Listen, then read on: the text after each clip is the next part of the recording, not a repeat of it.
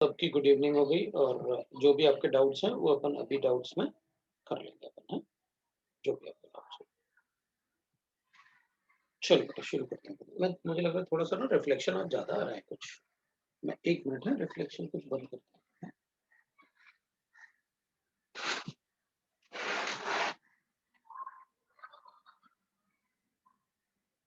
शायद थोड़ा ठीक हुआ। थोड़ा सा ठीक तो हुआ। इस तरफ थोड़ा होगा थोड़ा ठीक होगा। ठीक है, तो अपन क्या करेंगे ना, छोटे छोटे डेफिनेशंस जैसे मैंने लिखे ना वो डेफिनेशन एक बार कर लेते हैं अपन। थर्मोकेमिस्ट्री में कुछ क्वेश्चंस भी अपन कर लेंगे। थर्मोकेमिस्ट्री के कुछ क्वेश्चंस मतलब रिलेटेड टू थर्मोकेमिस्ट्री अपन देख लेंगे। तो अभी अपन ना एक दो क्लासेस क्वेश्चन ही डिस्कस करेंगे, बहुत ज्यादा मतलब ऐसे नहीं पढ़ने वाले अपन, क्योंकि अपन थर्मोकेमिस्ट्री खत्म करने के बाद जो स्ट्रक्चरल आइसोमेरिज्म है वो अपन मतलब नेक्स्ट 12th वाले उसमें भी कर सकते हैं कि भाई उसके बाद कुछ दिन तो थोड़ा वीकली मतलब एक आध वीक का ब्रेक लेंगे। वैसे तुम लोगों के एग्जाम भी है नेक्स्ट वीक, मतलब मैंने देखा काफी लोगों के प्रैक्टिकल्स एग्जाम भी है, प्रैक्टिकल्स भी है। फिर 12th वाला पार्ट शुरू कर लेंगे, आइसोमेरिज्म वाला पार्ट शुरू करेंगे। तो मैं बात कर रहा था जैसे नेक्स्ट वीक में क्लास होनी तो चाहिए, मतलब मैं तो केमिस्ट्री के लिए मना करूंगा कि थोड़ा सा रुक जाते हैं, है ना, क्योंकि क्लासेस बहुत ज्यादा हुई। और वैसे भी मंडे ट्यूसडे शायद मैं क्लास नहीं लूंगा। मंडे ट्यूसडे में मतलब पनवेल शिफ्टिंग करने वाला मंडे या ट्यूसडे, तो उसके बाद में पनवेल में तो मोस्टली अवेलेबल रहूंगा। संडे को, संडे मतलब ऑलमोस्ट एवरी संडे मैं कोशिश करूंगा कि चर्च गेट में अपन वो कर लेंगे, थोड़ा सा ऑफलाइन टाइप कुछ डिस्कशन कर लें। लेकिन अभी काफी सारे केसेस बढ़ रहे हैं, लेकिन अपन कुछ ना कुछ डिस्कस कर लेंगे, तो करना तो है ही कुछ ना कुछ। चलो देखते हैं। तो मैं बात कर रहा था जैसे अपन बात करेंगे ना heat of sublimation.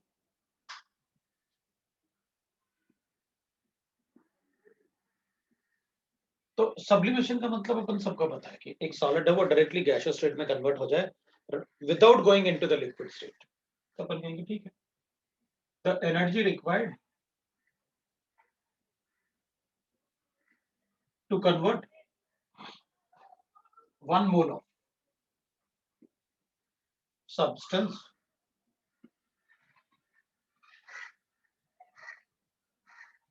from solid to gaseous state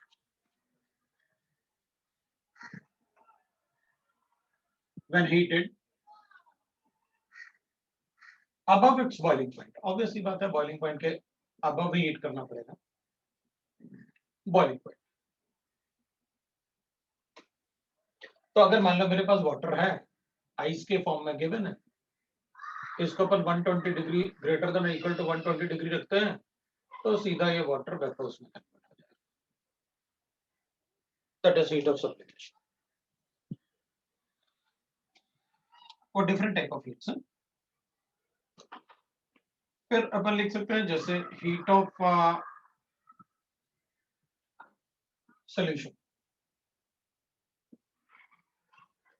तो डेल्टा एच ऑफ सॉल्यूशन तो अपन ने पहले पढ़ रखा है, इसलिए अपन उसको ज्यादा डिस्कस नहीं करते। Delta H of solution is energy required to dissolve 1 mole of energy exchange when 1 mole of substance is dissolved in water. So we'll write that the energy exchange, ये तो एंडोथर्मिक ही होगा हमेशा, इसलिए मैंने रिक्वायर्ड लिख दिया था। So energy exchanged when 1 mole of any substance dissolve in water। तो इसमें अपन को पता है भाई डेल्टा एच ऑफ सोल्यूशन अपन ने काफी पढ़ा हुआ है, केमिकल बॉन्डिंग में भी पढ़ते रहे अपन। Delta H of solution is equal to delta H of, पहले आयनाइज करना होता है और उसके बाद फिर डेल्टा एच ऑफ हाइड्रेशन होता है। तो ये अपन ने काफी बार पढ़ा हुआ है, इसको डिस्कस नहीं करते हैं। अगर जरूरत पड़ेगी तो न्यूमेरिकल्स में अपन देखेंगे, काफी न्यूमेरिकल भी डिस्कस किया है इसके। अब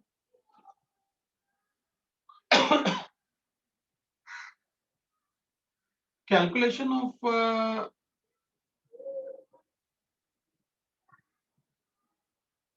delta H delta E, delta C etcetera of reactions. वो डेल्टा जी भी अपन ने पहले लिखा हुआ है। Delta C is heat capacity, delta G, delta S etcetera for reactions. तो अपन क्या करते हैं, रिएक्शन व्हेन अपन दो टाइप से लिखेंगे। एक व्हेन द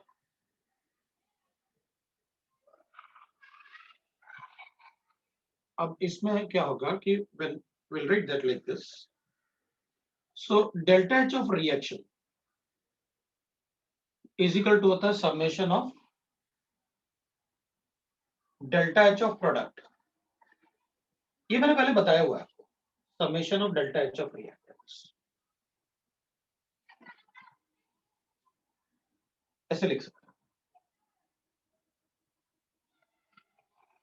और अगर इसमें अपन को डेल्टा ई गिवन है अगर रिएक्टेंट और प्रोडक्ट का, तो डेल्टा ई हो जाएगा समेशन। अगर heat capacity of each reactant and product given है तो वो अपन कर लेंगे ऐसे। अगर डेल्टा जी गिवन है तो delta G of the product minus delta G of the reactant. ये मैंने आपको factors affecting the heat of reaction में बताया हुआ है, पहले भी बताया हुआ है। If bond energy data is given, ये भी मैंने आपको पहले बताया हुआ है। Data of each reactant and product is given and product is given, तब अपन को पता है, तब आप लिखते हो, ये भी मैंने आपको बताया हुआ है, delta H of reaction will be equal to, जब बॉन्ड एनर्जी डाटा गिवन होता है तो अपन लिखते हैं bond energy of the reactant minus bond energy of the product. ये भी मैंने आपको तभी बताया हुआ है जब अपन ने पढ़ी bond energy of product. Except in case of bond energy, बाकी सभी केसेस में प्रोडक्ट माइनस रिएक्टेंट है। बॉन्ड एनर्जी के केस में we have to write the bond energy of the reactant minus bond energy of the product. मैंने example भी दिया है।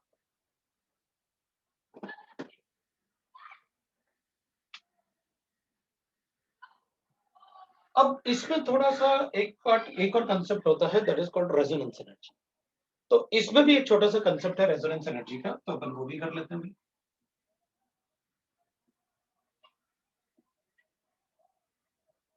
वैसे रेजोनेंस एनर्जी मैंने आपको पहले भी बताया हुआ कि वो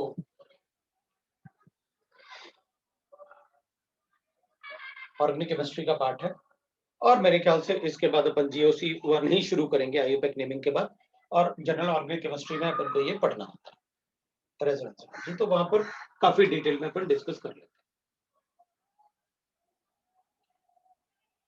हैं। रेजोनेंस एनर्जी है energy liberated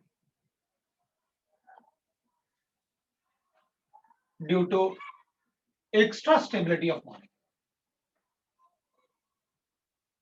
extra stability attained by molecule due to a resonance phenomena or mixing of orbitals. Resonance phenomena is nothing but mixing of orbitals, mixing of orbitals, उसको अपन रेजोनेंस phenomena बोलते हैं। Whenever the orbitals are mixed, the energy is always liberated because mixing of orbital is an exothermic phenomena। ये अपन ने अच्छे से chemical bonding में सीखा हुआ है। अभी इसके लिए ना एक एग्जांपल बनाते हैं कि भाई रेजोनेंस एनर्जी कैलकुलेट कैसे करें। अभी व्हाट हैपन, जैसे मान लेते हैं अपन एग्जांपल, फिर मैं बेंजीन के एग्जांपल ले लेता हूं। अगर मेरे पास ऐसे गिवन है और इसमें मैं हाइड्रोजन का एडिशन करूंगा, वो कैटालिटिक हाइड्रोजनेशन बोलते हैं ना अपन, कैटालिटिक हाइड्रोजनेशन करता हूं। तो मैंने आपको पहले भी बताया कैटालिटिक हाइड्रोजनेशन, आप पाई बॉन्ड ब्रेक करोगे और 2 सिग्मा बॉन्ड बनाओगे। यहां पर एक हाइड्रोजन है, बाकी सभी जगह 2 हाइड्रोजन। तो आप यहां पर कैलकुलेट करोगे ऐसे, हाइड्रोजन का एडिशन होगा तो पहले एक एक हाइड्रोजन था, अब दो दो हाइड्रोजन हो गए, तो एक पाई बॉन्ड ब्रेक किया और दो सिग्मा बॉन्ड बना दिया। मान लेते हैं ये वो सिग्मा बॉन्ड है जो अपन ने बनाया और ये pi bond. It is exothermic phenomena. और एक बॉन्ड को अगर अपन रिड्यूस करते हैं तो एक तरीके से अपन लिख लेते हैं, चलो कि भाई 28 kilo calories of energy liberate होता है पर मोल। मतलब एक मोल डबल बॉन्ड को अगर अपन रिड्यूस करते हैं, एक मोल डबल बॉन्ड को, तो 28 किलो कैलोरीज के आसपास एनर्जी लिबरेट होता है, वो स्टैंडर्ड वैल्यू है। और उतना ही होता है, इट विल बी 28.1 हो जाएगा, अपन 28 अज्यूम कर लेते हैं। अगर मेरे पास दो बॉन्ड होते हैं,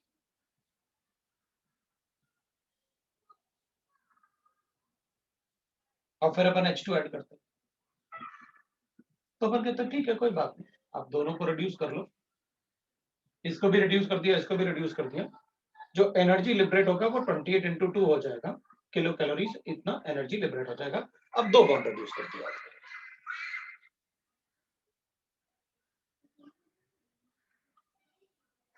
अब मेरे पास तीन बॉन्ड थे बेंजीन में मेरे पास तीन बॉन्ड थे, तो मैंने इसको भी रिड्यूस किया, तो मेरे पास फिर ये तीनों बॉन्ड रिड्यूस होके इस टाइप से एनर्जी आ गई। 28 किलो कैलोरीज अपन को मिलेगा energy. This is the energy which is liberated.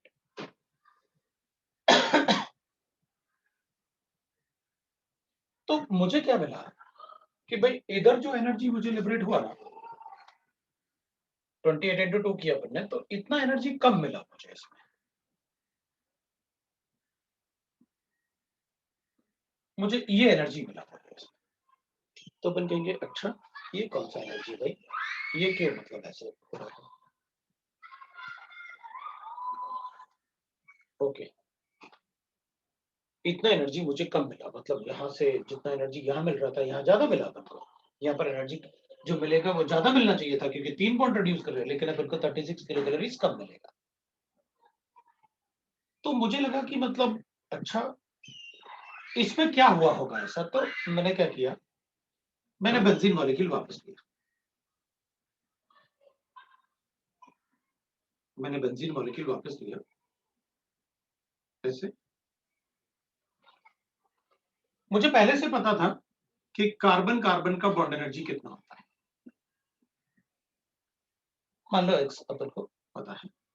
Carbon carbon single bond का बॉन्ड एनर्जी कितना होता है और CH का बॉन्ड एनर्जी कितना होता है वो मुझे पहले से पता था,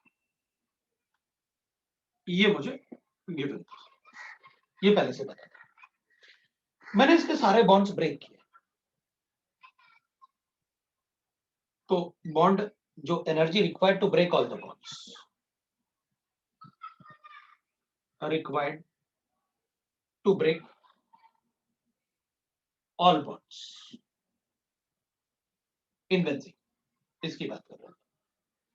तो मैंने कहा भाई ठीक है, कितने एनर्जी रिक्वायर्ड होगा, तो अपन कहेंगे इसमें 3 डबल बॉन्ड है, कार्बन कार्बन डबल बॉन्ड, तो 3 डबल बॉन्ड मतलब 3x, 3 सिंगल बॉन्ड मतलब 3 बॉन्ड्स को ब्रेक करना है, 3 सिंगल बॉन्ड है कार्बन कार्बन सिंगल बॉन्ड्स, वो ब्रेक किया, प्लस 6 मैंने ब्रेक किया CH बॉन्ड,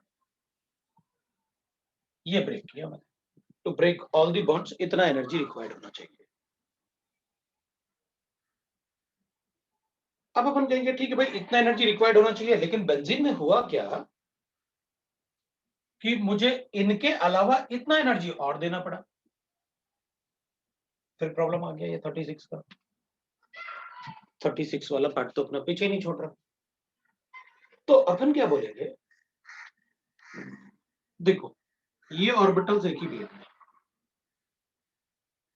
भाई अगर बेंजीन में रेजोनेंस नहीं होता, रेजोनेंस फिनोमेना, तो इस वाले एनर्जी से अपना मॉलिक्यूल पूरा ब्रेक हो जाना चाहिए था।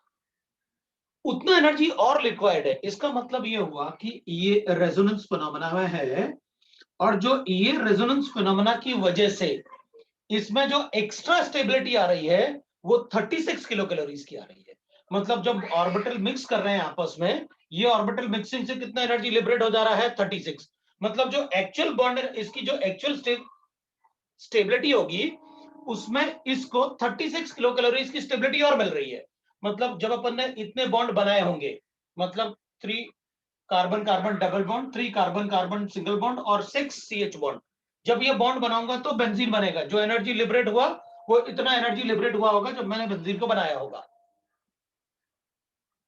जब मैंने बेंजीन को बनाया होगा विदाउट मिक्सिंग ऑफ ऑर्बिटल्स।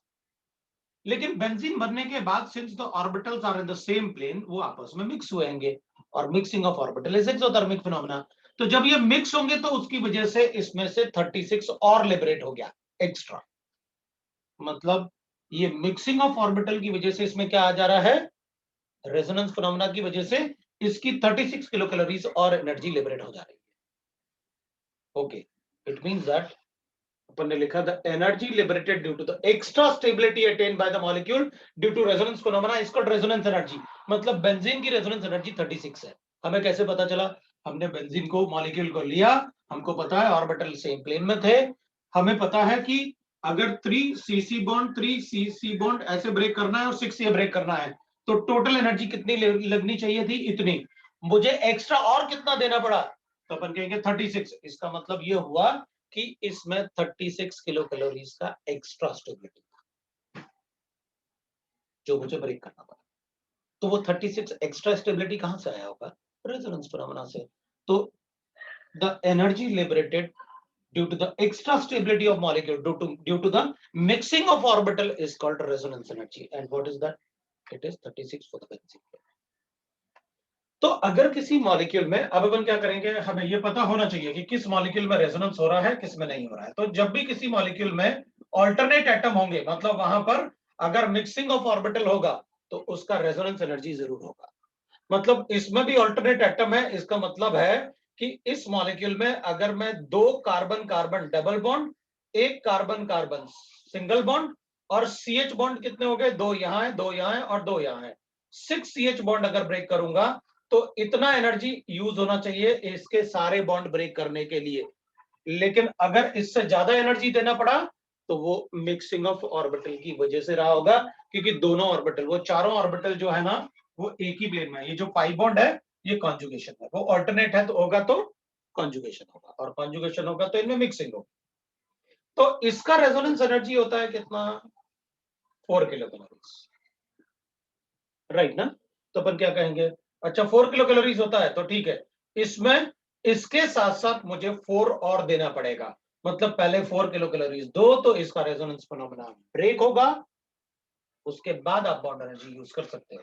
तो रेजोनेंस एनर्जी क्या होगा, the energy liberated due to the mixing of orbitals, the extra energy liberated due to the mixing of orbitals, वो लिखा था।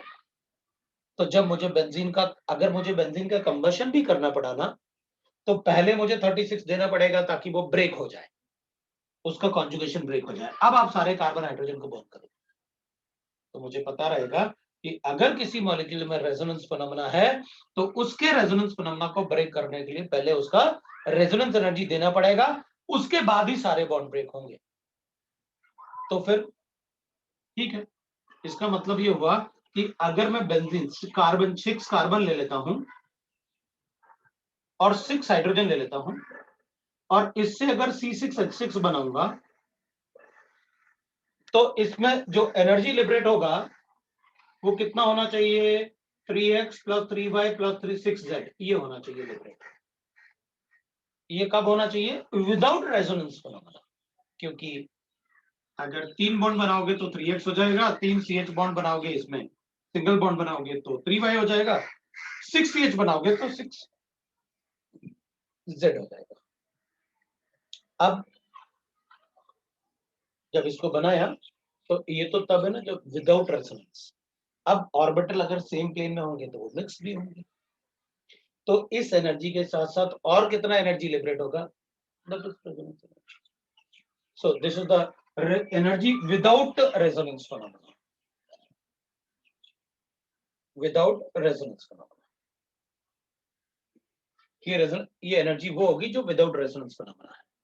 तो अगर रेजोनेंस फिनोमेना होगा तो उसमें एक्स्ट्रा एनर्जी लिबरेट होगा। तो जब भी अपन कोई ऐसा मॉलिक्यूल फॉर्म करेंगे ना हीट ऑफ फॉर्मेशन पढ़ा अपन ने।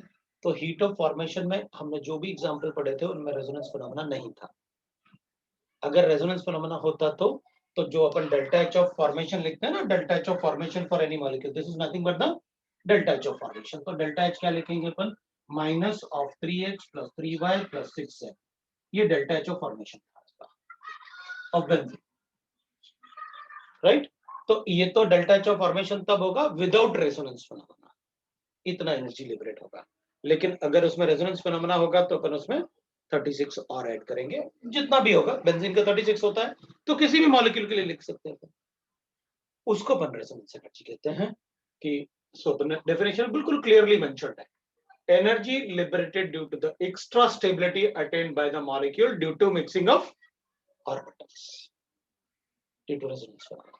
So it means that resonance energy is always a exothermic phenomena because वो extra stability है molecule की due to the mixing of orbital, that is called resonance energy। तो ठीक है, अपन जब क्वेश्चन सॉल्व करेंगे तो ध्यान रखेंगे इस बात, राइट। ये आपका रेजोनेंस एनर्जी वाला। अब अपन ओसी के क्वेश्चन सॉल्व कर लेते हैं, है ना। अब अपन ओसी के क्वेश्चन सॉल्व कर लेते हैं।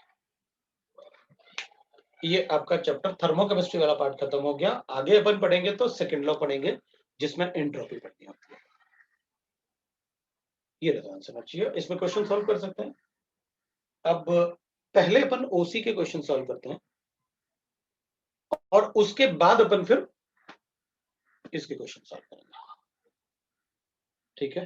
तो अपन इसमें, ठीक है, राइट।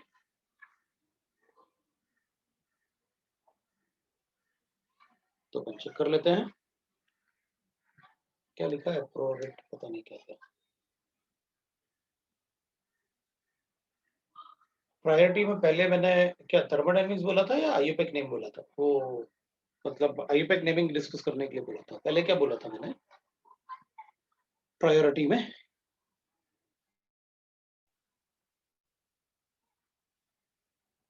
थर्टी सिक्स नहीं होता सभी कंपाउंड में, ये सिर्फ बेंजीन का है। 30 किसी में 2 होगा, अभी लिखा तो था 4 उसका, सब में थोड़ी होगा 36। ये सिर्फ बेंजीन का है, बेंजीन का रेजोनेंस एनर्जी इज 36 किलोकैलोरी। इसका लिखा था उसके लिए तो नहीं कहा आपने, सभी मॉलिक्यूल में थोड़ी 36 होगा। So therefore resonance energy of benzene is 36, benzene is 36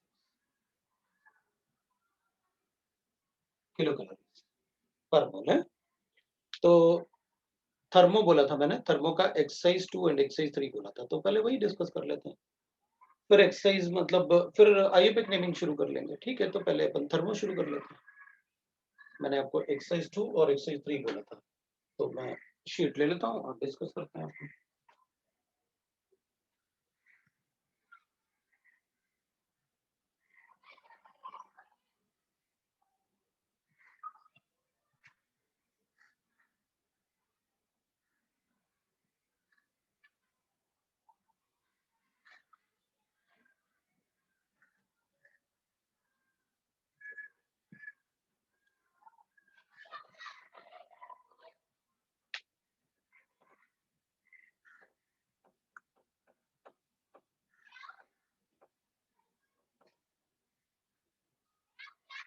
thermo का होगा डिस्कस कर लेते हैं।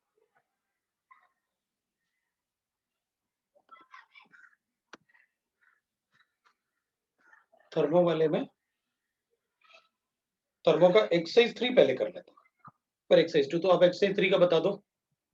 एक्सरसाइज 1 तो अपन डिस्कस कर चुके हैं ना, एक्सरसाइज 1 पार्ट 2, नहीं एक्सरसाइज 1 तो अपन डिस्कस कर चुके हैं। थर्मोडायनेमिक्स का एक्सरसाइज 1 तो अपन डिस्कस कर चुके हैं, एक्सरसाइज 2 बता दो आप। पहले एक्सरसाइज 3 कर लेते हैं। तो ये तो थर्मोकेमिस्ट्री है, थर्मोडायनेमिक्स चलेगा। थर्मोडायनेमिक्स में एक्सरसाइज 3 कर लें पहले। एक्सरसाइज 3 में अगर कोई डाउट है तो बता दो आप। एक्सरसाइज 3 के पार्ट 1 का 2, एक्सरसाइज 3 के पार्ट 1 का 1 2 1 2 4 1 है, 2 है, 4 है और 8 है। और कोई डाउट है पार्ट 1 में? सिर्फ पार्ट 1 ही बताना अभी। एक्सरसाइज 3 का क्वेश्चन नंबर 3 का ऑप्शन बी, 5 का ऑप्शन डी।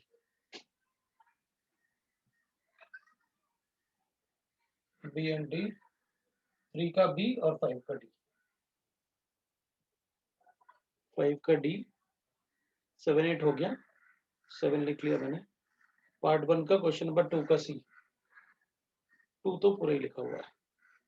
3 4 हो गया पूरा और 8 भी हो गया। 3 तो लिख लिया था। और कोई है? 5 का डी, ठीक है, बस ये होगा। चलो भाई एक्सरसाइज 3 शुरू कर लेते हैं। क्वेश्चन नंबर 1 को ही शुरू कर लेते हैं। जब मुझे कोई रिएक्शन गिवन होगा पहले तो अपन रिएक्शन को लिखेंगे। तो मुझे रिएक्शन गिवन है 2CO plus O2 gives you twice of CO। ये मुझे गिवन है। इसके लिए डेल्टा एच गिवन है, मतलब अपन बता सकते हैं इसमें delta H of reaction is -60 kilo. ये अपन इसके 2 मोल्स है, इसका 1 मोल्स है। Is carried out in a 1 litre vessel, ठीक है। If the pressure in the container gets change from 70 atmosphere to 40 atmosphere, तो इन द वेसल प्रेशर जो होता है, pressure P1 that is equal to 70 atmosphere और वो change हो जाता है P2 और P2 अपन को गिवन है दैट इज 40 एटमॉस्फेयर। चलेगा। As reaction get completed, so if the pressure in the container changes, ठीक है, calculate the delta U of the reaction। मुझे डेल्टा U बताना है। तो मैं कहूंगा कि आपने मुझे बता रखा है कि अगर किसी रिएक्शन का डेल्टा H गिवन है और डेल्टा U अपन को बताना है, तो केमिकल रिएक्शन के लिए अपन ये यूज कर लेंगे और ये इक्वेशन सभी कंडीशन में वैलिड है। ये आपने बता रखा, ये इक्वेशन सभी कंडीशन में वैलिड है। इसको मैं ऐसे भी लिख सकता हूँ, डेल्टा PV मैंने बताया था और उस टाइम बोला था मैंने कि ये सभी कंडीशन में वैलिड है और आप जो चाहे लिख सकते हैं। Delta U plus delta MgRT ये सभी कंडीशन में एप्लीकेबल है फॉर केमिकल रिएक्शन। अपन को दे रखा है कि इसमें प्रेशर चेंज हो रहा है। डेल्टा H मुझे गिवन है -560। डेल्टा U मुझे वो यूनिट का ध्यान रखना है और यहां पर मैं इसको 10 की पावर 3 कर दूंगा ताकि वो जूल्स हो जाए। डेल्टा U मुझे बताना है प्लस इसको मैं लिख लूंगा डेल्टा PV। तो वॉल्यूम 1 लीटर ले रखा है मैंने कंटेनर का और प्रेशर चेंज करने का, तो volume into P2 minus P1 कर लो। ये मेरे पास इक्वेशन आ गया। -560 इंटू 10 की पावर 3 ले लूंगा मैं जूल्स में। डेल्टा U मुझे जूल्स में बताऊंगा मैं। क्वेश्चन में मुझे आंसर कुछ ऐसे ऑप्शन नहीं है इसमें, लेकिन अपन इसको ऐसे बता सकते हैं। V 1 लीटर है और प्रेशर चेंज कर रहे हैं आप 70 टू 40 तक। लेकिन मुझे एक बात का ध्यान रखना पड़ेगा, ये आपने जूल्स ले रखा है, इसको भी आप जूल्स में बताओगे या किलो जूल्स में बताओगे, लेकिन ये तो वॉल्यूम लीटर्स में था और ये एटमॉस्फेयर है, so this is atmosphere litre. और एटमॉस्फेयर लीटर को जूल्स में कैसे कन्वर्ट करते हैं, इसको मल्टीप्लाई करना होगा मुझे 101.325 से। सो 101.3 से मल्टीप्लाई कर लेंगे तो कैलकुलेट करके बता देते हैं। यहाँ पर मेरे पास ये जूल्स बन गया, ये जूल्स है, तो आप कैलकुलेट करो। -560 है आपके पास इंटू 10 की पावर 3 है। डेल्टा U आपको कैलकुलेट करना है प्लस ये आप प्रेशर आपको पता था। प्रेशर कितना, pressure changes from this to this, मैंने उल्टा लिखा हुआ है। अपन को 40 P2 गिवन है और ये 70, तो आप उसको चेंज कर लो और -30 आएगा आपके पास ये। सो -30 इंटू 1.13 ऐसे आ गया आपके पास। ये आपके पास जूल्स में है, सभी जूल्स में है, आप कन्वर्ट कर दो या इसको किलो जूल में कन्वर्ट कर लेना तो आंसर आपके पास आ जाएगा। मेरे ख्याल से बड़ा इजी हो जाएगा। इसको अपन किलो जूल में कन्वर्ट कर लेते हैं। 560 डेल्टा U है, इसको किलो जूल में कन्वर्ट कर देता हूं तो मेरे पास ये आ जाएगा प्लस ये माइनस कर देता हूं। तो किलो जूल में कन्वर्ट करने के लिए मुझे इसको 330 इंटू इसको 0.1013 कर लेना। ऑलमोस्ट 3 के आसपास हो गया अपने पास। ऑलमोस्ट 3 के आसपास हो गया, तो माइनस करते हैं तो अपना आंसर आ जाए। तो आप इससे माइनस कर दो, कितना ऑलमोस्ट 3 के आसपास माइनस करोगे तो 557 के आसपास अपना आंसर आ जाए।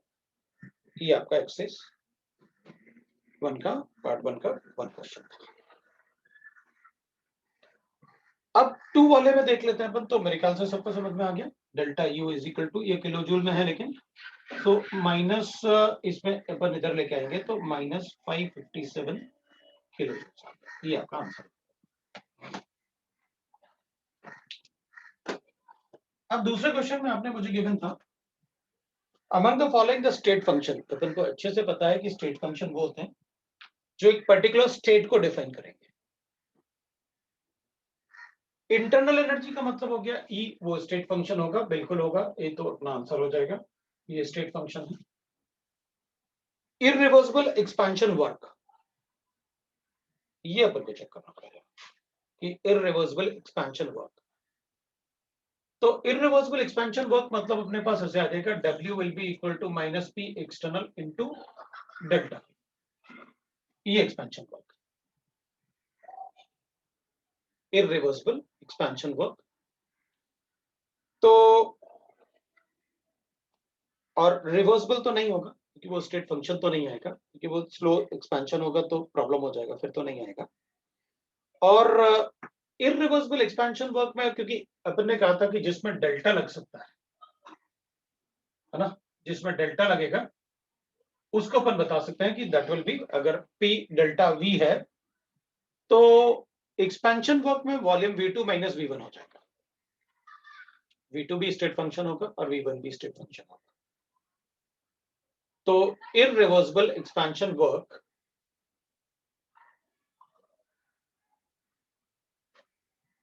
इररिवर्सिबल एक्सपेंशन वर्क को, ठीक है, उसमें अपन इररिवर्सिबल फिनोमेना है तो डीवी तो नहीं आएगा अगर इररिवर्सिबल है तो एक्सपेंशन में V2 माइनस V1 होगा और ये वैल्यू पॉजिटिव आएगी अपने पास। तो अपन एक बार चेक कर लेते हैं, इसको हटा देते हैं कि इररिवर्सिबल एक्सपेंशन में अपन कैसे बता सकते हैं, वो चेक करना पड़ेगा।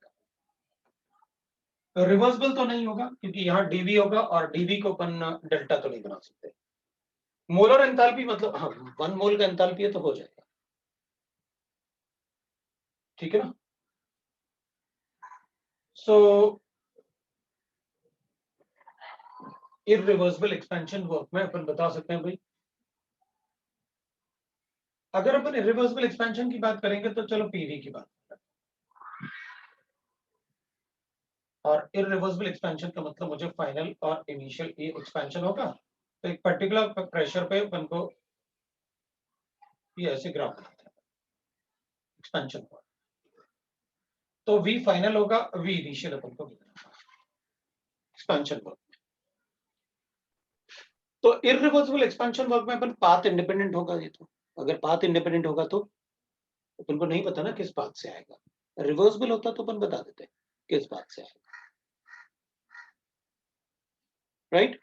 तो अपन इररिवर्सिबल इज पाथ इंडिपेंडेंट, अगर पाथ इंडिपेंडेंट होगा तो अपन उसे बता सकते हैं कि वो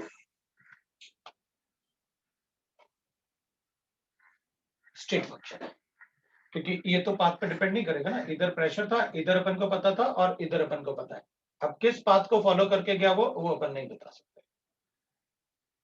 सो वो सिर्फ इनिशियल और फाइनल वैल्यू पर डिपेंड करेगा, और जो पैरामीटर्स इनिशियल और फाइनल वैल्यू पर डिपेंड करते हैं they are, work is a path function, we know that,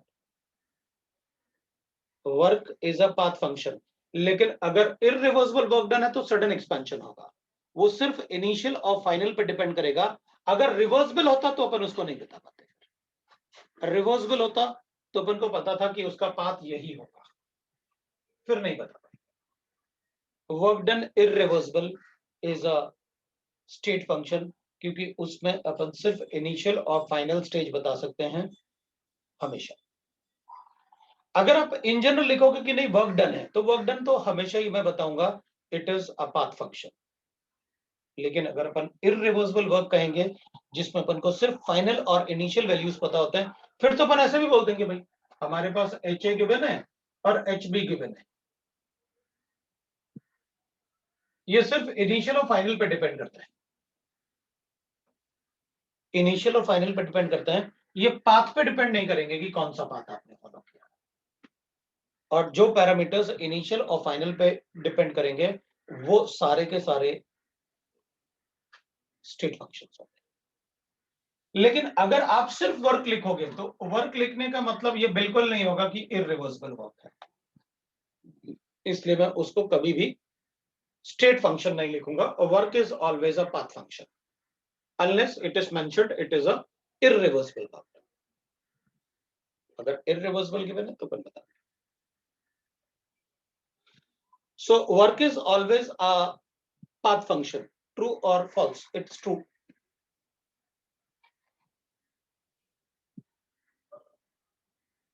बिल्कुल ट्रू, उसमें कोई प्रॉब्लम।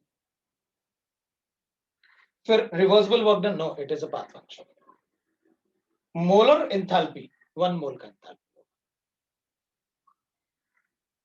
मोलर एंथैल्पी, मोलर किसी में भी लिखोगे तो आपने फिक्स कर दिया ना उसको। तो फिर क्वेश्चन नंबर 3 भी पूछा था आपने, 3 में आपने पूछा था among the following the intensive property जो मास इंडिपेंडेंट होंगे।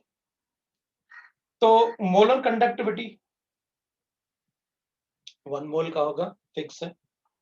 इलेक्ट्रोमोटिव फोर्स ईएमएफ होता है, वो भी फिक्स होता है। Resistance depend on the length of the wire and the area. आप स्कूल में पढ़े हो, resistance is directly proportional to L और inversely proportional to the A, the area of cross section। उस पर डिपेंड करेगा, लेंथ ऑफ द वायर पे भी डिपेंड करेगा, मतलब अमाउंट पे डिपेंड कर रहा है, और एरिया पे भी डिपेंड करेगा, मतलब क्रॉस सेक्शनल एरिया कितना है उस पर भी डिपेंड करेगा। हीट कैपेसिटी वो तो अमाउंट पे डिपेंड करेगा। Then we can write that.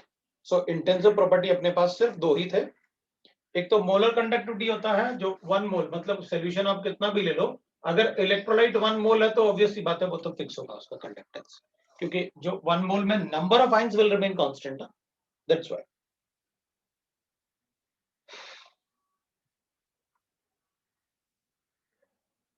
Question number 4, fourth वाले में गिवन है अपन को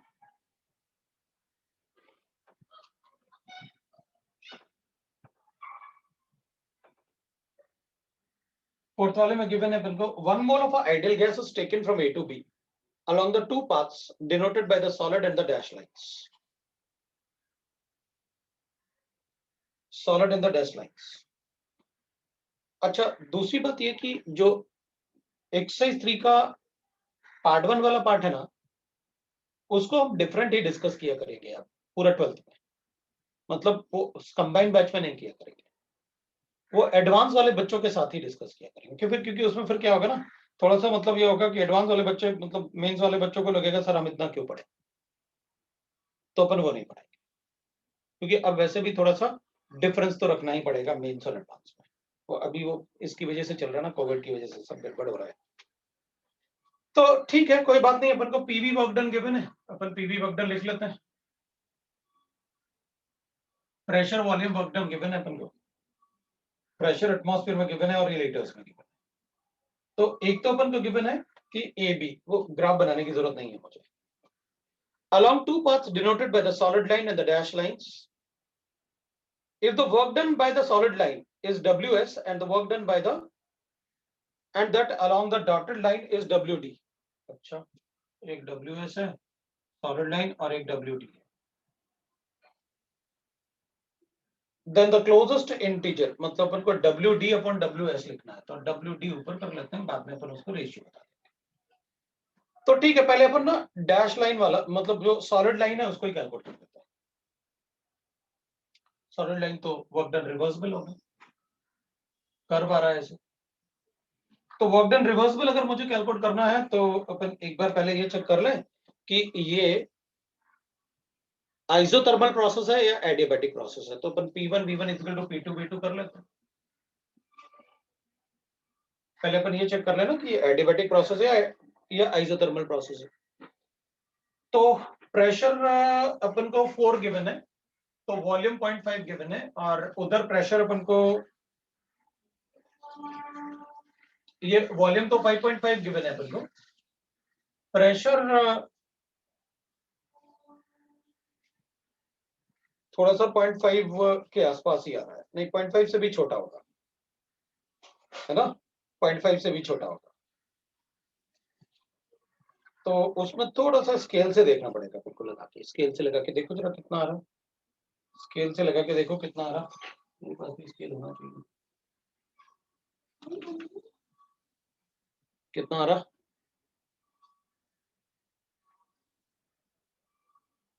स्केल से लगा के देख लेते हैं।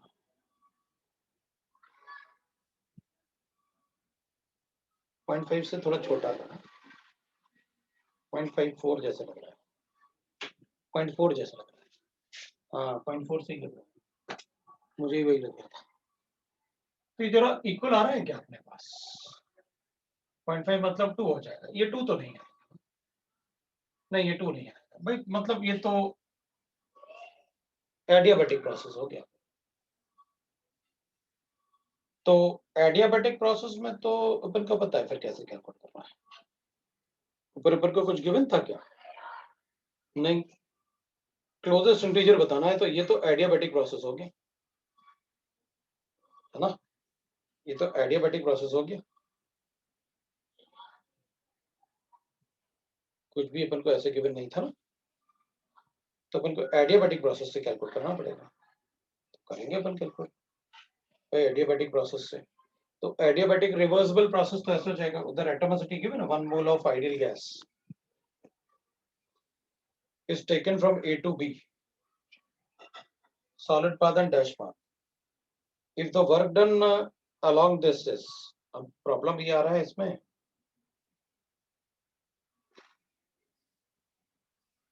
प्रॉब्लम ये आ रहा है इसमें,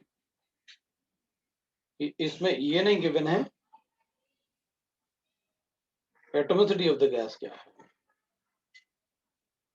बड़ा फंसा दिया क्वेश्चन में, हमें एटॉमिसिटी ऑफ द गैस भी नहीं गिवन है, 1 मोल ऑफ आइडियल गैस बस, क्योंकि जब तक अपन को 1 मोल ऑफ आइडियल गैस, ये एटॉमिसिटी ऑफ द गैस नहीं पता होगा, अपन कैसे सॉल्व करेंगे उसको, तो वन, अब अपन क्वेश्चन ही पढ़ सकते हैं एक बार और, 1 mole of ideal gas is taken from A to B along the two paths denoted by the solid and the dashed lines in the graph. If the one work done along the solid path is Ws and along the dotted path is this, the integer closest to the ratio is isothermal,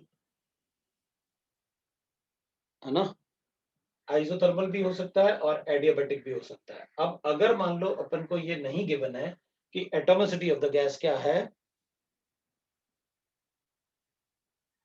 ना, अगर अपन को ये नहीं given है कि atomicity of the gas क्या है, तो फिर उस केस में मैं इसको अज्यूम करूंगा आइसोथर्मल। तो अपन आइसोथर्मल गैस को चेक कर सकते हैं। तुम लोग अपने आप को अनम्यूट कर सकते हो क्योंकि डाउट्स डिस्कशन है ना, तुम लोग भी बोल सकते हो। हाँ, वो वॉल्यूम इक्वल टू 4 लीटर तक आइसोथर्मल है, और उसके बाद हम लोग आइसोबैरिक मान सकते हैं क्योंकि प्रेशर ऑलमोस्ट इक्वल है, ऑलमोस्ट कांस्टेंट है। तो अपन को क्या करना चाहिए, ऑलमोस्ट मतलब अपन जो कैलकुलेट करना चाहिए अपन को 4 वाले पे मतलब आ रहा है 4 से, है ना, 0.5 वाला आ रहा है, तो मतलब इसका मतलब ये हो गया कि अपन को सॉलिड लाइन में 2 बार करना होगा, क्योंकि एटॉमिसिटी नहीं गिवन है, मैं आइसोथर्मल ही अज्यूम करता हूं। तो अपन एक बार चेक कर लेते हैं, फिर तो उसमें बहुत ज्यादा नेग्लिजिबल, क्योंकि इसलिए उसने कहा कि क्लोजेस्ट बता दो आप, तो अपन सीधे ही लिख लेते हैं आइसोथर्मल वाला। तो -2.303 RT log of V2 by V1 कर लेते, लो भाई आ गया अपने पास -2.303, टी गिवन है अपन को, ऊपर नहीं गिवन है, कोई बात नहीं, ये एनआरटी था ना, एनआरटी को पीवी लिख दूंगा into log of V2 upon V1, ये फिजिकल टू एनआरटी होगा ना, तो ये आ जाएगा अपने पास फॉर द सॉलिड लाइन। तो इसमें अपन वैल्यू सब्स्टिट्यूट कर देते हैं, तो -2.303 P1 V1 पहले ही वाला ले लेते हैं 4 into 0.5 और लॉग ऑफ ले लेते हैं 5.5 डिवाइडेड बाय, उससे ज्यादा चेंज नहीं आने वाला क्योंकि लॉग में है वो, ये 0.5 के आसपास ही कर लेता है, ज्यादा चेंज नहीं आएगा उससे। दूसरा कैलकुलेट कर लेता है। अब इसमें तो वर्क डन कैलकुलेट करेंगे ना अपन, तो इसमें तो जैसे ऐसे गिवन है ना अपन को, ये 4 था, तो इधर ऐसे ग्राफ जो बना रखा है आपने, अब मैं उसको बस उतना ही बना देता हूँ जितना मुझे जरूरत है।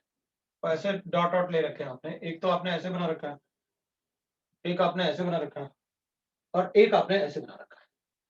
तो मैं क्या करूंगा, इसमें W1 लिख लूंगा, इसके लिए W2 लिख लूंगा, इसके लिए W3 लिख लूंगा, 3 W आएंगे इसमें, और हर एक का प्रेशर यहां से चेक कर लूंगा ऐसे, कांस्टेंट प्रेशर कितना होगा।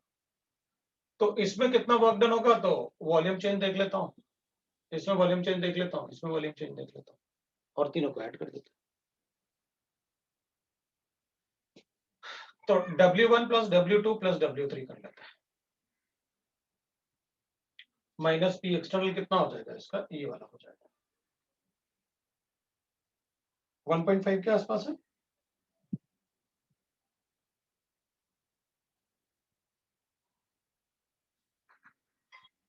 वन 1.5 से कम है, तो 1 जैसे दिख रहा है। ग्राफ बनाने वाले ने ना थोड़ा सा ऊपर नीचे कर दिया सब। 1.5 के आसपास दिख रहा है ना वो प्रेशर, तो अपन लिख सकते हैं दैट इज, इसके लिए V2 माइनस V1 ना, तो 2 माइनस 0.5 हो जाएगा। चलो प्रेशर देखते हैं अपन कितना होगा, ये 0.5 हो जाएगा, प्लस W2 अपन कहेंगे तो इसमें P2 ले लेंगे अपन, P1 हो जाएगा, और इसमें वॉल्यूम चेंज होगा 3 माइनस 2, और प्लस इसके लिए वॉल्यूम चेंज हो जाएगा कितना, that is pressure into 5.5 minus 3, 5.5 minus 3, ये आ गया भैया अपने पास। ये तो कैलकुलेट करके दिखाना है। अब इसमें P1 का वैल्यू जो है ना, थोड़ा बहुत ऊपर नीचे कर दिया है एक्चुअली, एग्जैक्टली मतलब डॉट जो बने हुए हैं वो एग्जैक्ट कैसे बताएं, मेरे ख्याल से 1.5 ही रहा होगा वो, इंटू 2 माइनस 0.5 तो 1.5 आ जाएगा, प्लस ये माइनस में लूंगा मैं तो, अब ये वाला भी 5 से तो ऊपर ही है, फिर भी अपन 0.5 ले लेते हैं, 0.5 इंटू 1 प्लस डैश वाला पार्ट सही नहीं बना हुआ, और ये अपन को 0.4 आया था, तो 0.4 इंटू 2.5 ना, 3 4 बिल्कुल, ये आ जाएगा माइनस में। हाँ तो ऐड कर लेते हैं, अब इसको हटा देते हैं, ये तो अपने पास लिखा ही हुआ है, 0.5 सो 2 माइनस 2.303, और इंटू 2 हो जाएगा, लॉग ऑफ 11 हो जाएगा,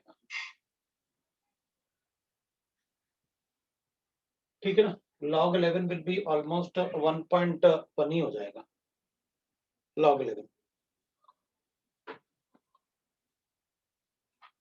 तो माइनस 2.303 इंटू 2 इंटू 1.1 के आसपास, और ये हो जाएगा अपने पास कितना 0.1, मतलब 2.25 ना, माइनस 2.25, ये भी माइनस हो जाएगा, तो माइनस 0.5 माइनस 2.5 इंटू 4 ना, तो 1 हो गया ना, ये तो ये ऑलमोस्ट अपने पास हो गया 2.25, 0.5 और 1, तो माइनस 2.75, 3.75, और ये कितना आ रहा है अपने पास 2 2 4 4 और 6, और उसमें भी 1.1 7 के आसपास आ रहा है, ये 7 के आसपास आ रहा है,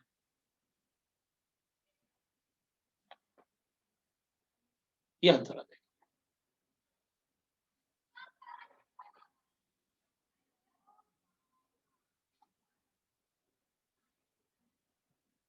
तो आप कैलकुलेट कर सकते हो,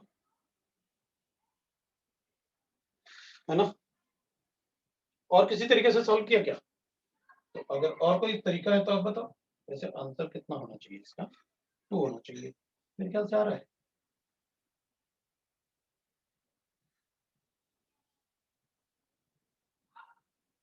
लॉग ना, हाँ तो ठीक है ना, 1/2 आ रहा है मतलब। ये नीचे वाला 5 के आसपास आ रहा है, ये 5 के आसपास आ रहा है, और ये वाला ऊपर वाला देखना जरा कितना आ रहा है। ऊपर वाला भी एक बार देख लो कितना आ रहा है। एक्चुअली एग्जैक्टली मतलब ऊपर नीचे कर दिया जिसने बनाए हुए ना, बाकी करने का तरीका यही होगा। इसको अपन एक बार स्केल से देखें ना अगर, तो ये 2 और फिर 0.5 1.5 आएगा, बिल्कुल सही है। पहला वाला तो अपन ने बिल्कुल सही किया। प्रॉब्लम इसमें आ रहा है, ये 1.5 है या उससे छोटा है।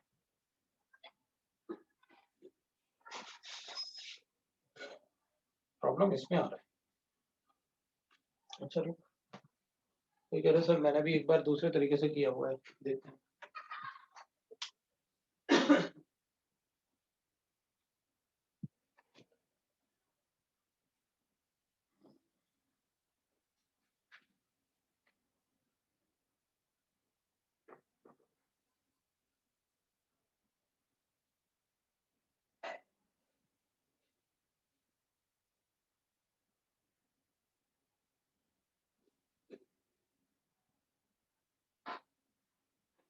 अच्छा तुम्हारा बैच भी शुरू होने का आ गया, कोई नया बैच कब से शुरू हो रहा है?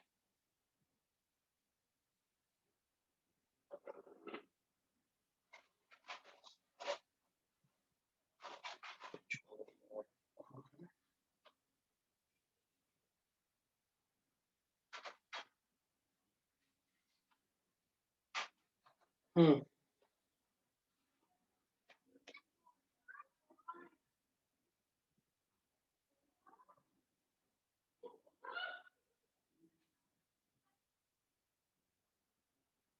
डैश वाला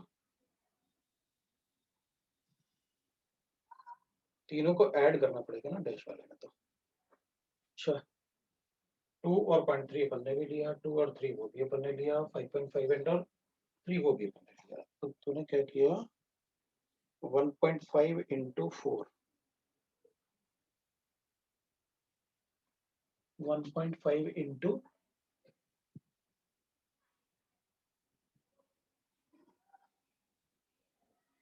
1.5 इंटू इस, ये कितना प्रेशर हमने कितना लिया?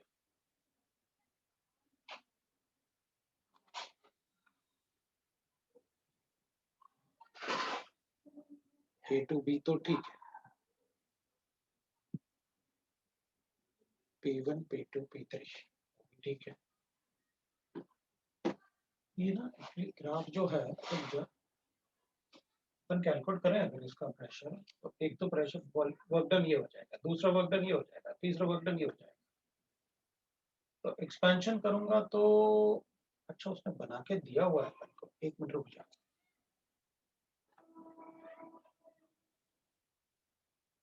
ये तो अपना इतना ही आएगा, वो डॉटेड लाइन में तो रिवर्सिबल प्रोसेस है। ये कह रहा है कि अपन को ना प्रेशर वॉल्यूम अगर अपन को गिवन है, तो ये तो पॉइंट कितना गिवन था,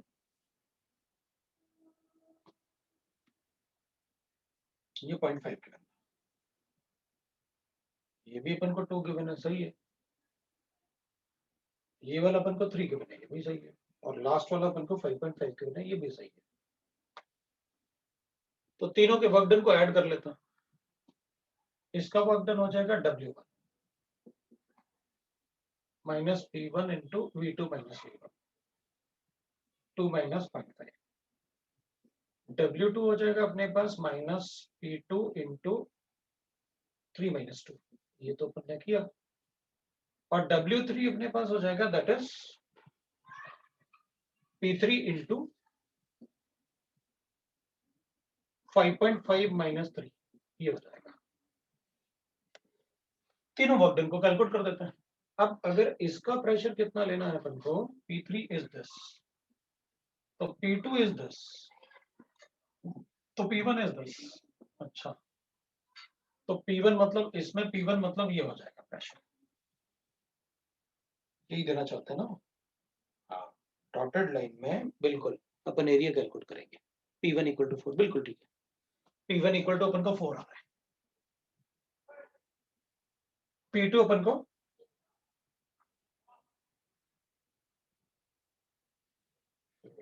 कोई बात नहीं, P2 अपन उसको P2 को अपन कितना ले लें, 0.75 ले।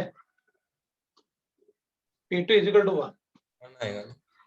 हाँ, मतलब और नियरली कहा ना उसने। और P3 अपन कितना ले लें, 0.5। थोड़ा ऊपर नीचे तो करना ही पड़ेगा। तो P2 अपन 0.5, P3 अपन 0.5 ले लें। आप कैलकुलेट करें तो -4 इंटू 1.5 -1 इंटू 1 और -0.5 इंटू 2.5 कितना आया टोटल अपने पास? 4.5 मतलब हो गया कितना, 6 1 2.5 इंटू 5 मतलब 0.625 ना, नहीं 5 5 2 10 1.25 8.25 आ रहा है। एक बार देख लेना, कैलकुलेट कर लेना। और ये नियरली 5 आ रहा है।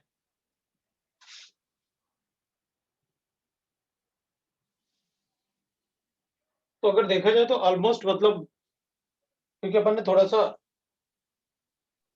सर वॉल्यूम 4 तक हम आइसोथर्मल मान सकते हैं ना? हाँ आइसोथर्मल आइसोथर्मल मान सकते हैं फोर्थ वाले को, कोई प्रॉब्लम नहीं है उसको, सर क्योंकि तो ऑलमोस्ट P3 0.6 के आसपास आएगा, उससे ऊपर 2 तो बाई थोड़ा 3 ऊपर आ रहा आएगा है ना, ना, 2 बाई 3 आएगा 0.6। 0.6। तो फिर हाँ, मतलब वैसे भी अपन इसको ना, क्योंकि राउंड ऑफ करते हैं अपन, तो दैट अपॉन दिस करना है ना अपन को। तो 1 तो नहीं आएगा, 1 से ज्यादा ही आएगा, और इंटीजर बताना है अपन को। और आंसर भी अपना थोड़ा उधर 2 के आसपास ही आ रहा है आंसर। तो अगर 6.5 करेंगे तो ऑब्वियसली बात है 1.5 मतलब 8.5 के आसपास आंसर है। तो अगर 8.5 आएगा तो ठीक है, 8.5 डिवाइडेड बाय 8.5 डिवाइडेड बाय 5 और नियरली 2 आ जाएगा, क्योंकि इंटीजर टाइप बता रहा ना वो, नियरली मतलब नियरेस्ट इंटीजर में क्लोजेस्ट रेशियो ना, then the integer closest to the ratio, तो वो बताना पड़ेगा, ये हो जाएगा।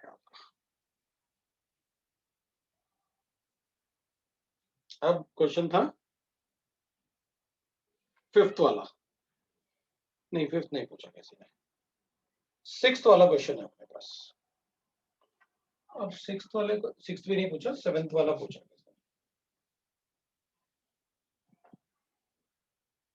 सेवेंथ वाला ठीक है,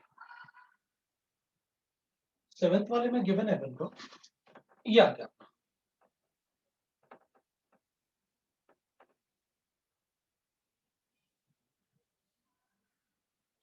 सेवेंथ वाले में गिवन है an ideal gas is expanded, अपन ना P1 V1 T1 से एक्सपैंड करते हैं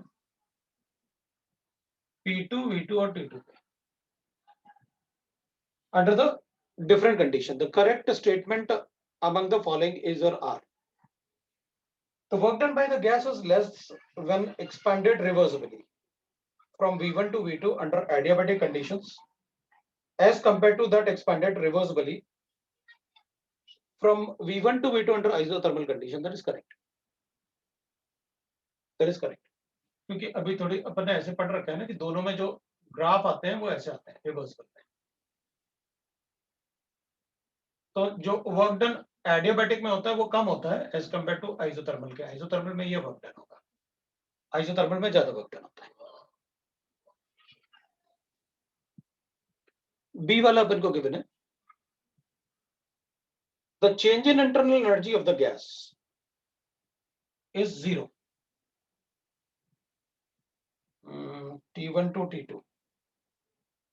Then the statement, the change in internal energy of the gas is 0 if it is expanded reversibly with T1 equal to T2, ठीक है, and positive if it is expanded under adiabatic condition T1 not equal to T2, ये गलत होगा।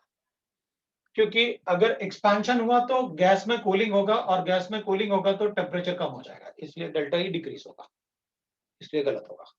क्योंकि expansion होगा तो अपन को पता है ना, NCV T2 minus T1, expansion में T2 का वैल्यू छोटा आएगा T1 से, सो गलत हो जाएगा।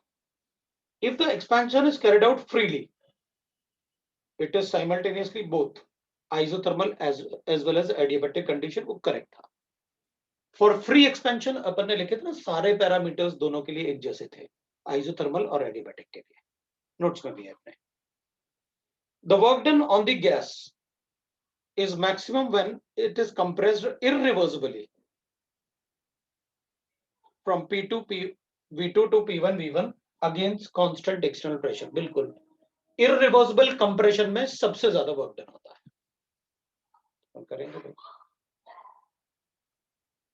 अभी बार बार अपन से वेदांत बोल रहे हैं कि मुझे ना 5th का डी, सी और डी ऑप्शन भी बता दो, तो बता देते हैं भाई, क्या प्रॉब्लम है।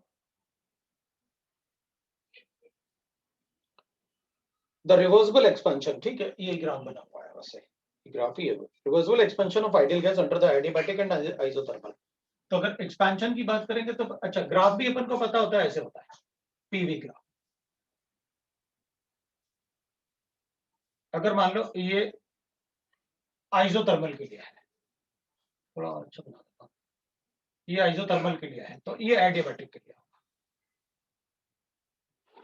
अगर एक्सपेंशन की बात करूंगा ना, तो वर्क डन आइसोथर्मल में है, ये वर्क डन एडियाबैटिक में।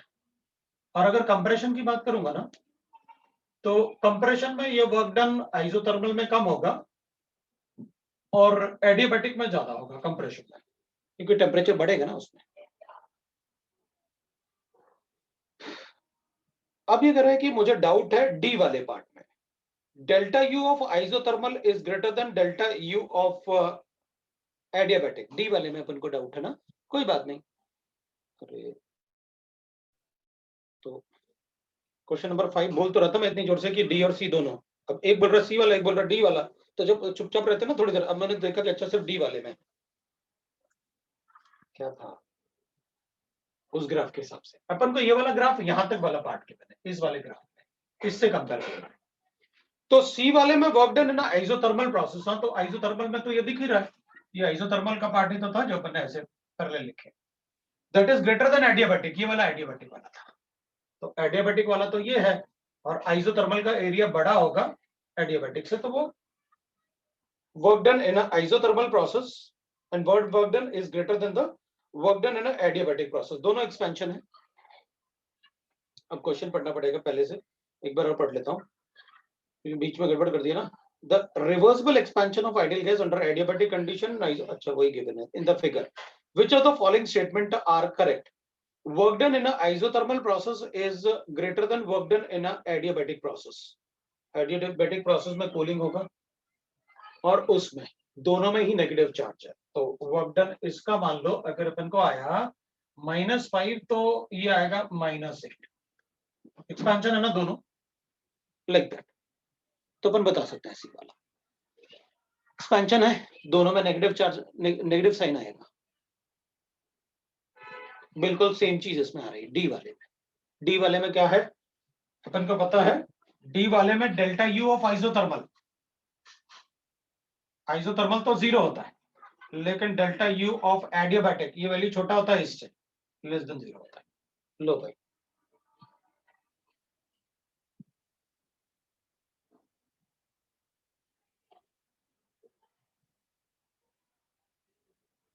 सी वाला आंसर मैक्स में नहीं दिया है मतलब।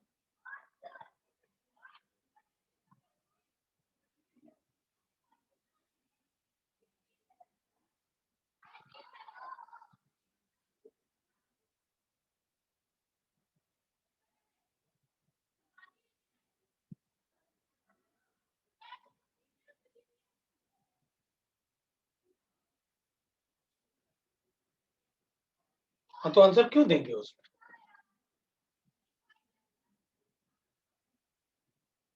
वो है तो उसका -8 है -5 है, क्यों देंगे आंसर उसमें, दोनों एक्सपेंशन है ना। तो आंसर क्यों देंगे, उसका छोटा है ना, -8 है और वो -5 है।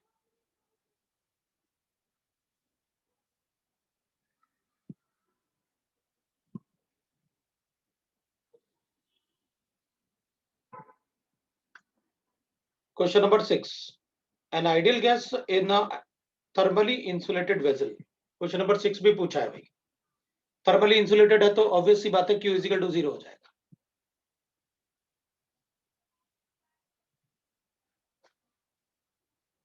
हाँ, वर्क डन अपन को साइन के साथ ही बताना होगा, जब तक अपन से ये ना पूछा जाए कि बताओ वर्क डन मैक्सिमम किस में होता है, तो एरिया से बताएंगे। लेकिन यहाँ तो अपन को ग्राफ गिवन है ना, ग्राफ गिवन है तो अपन को बताना पड़ेगा ना, साइन के साथ बताना पड़ेगा, साइन के साथ बताना पड़ेगा।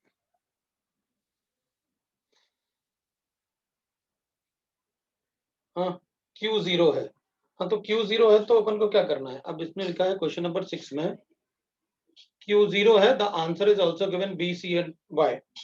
भाई क्यों नहीं हो सकते B, C?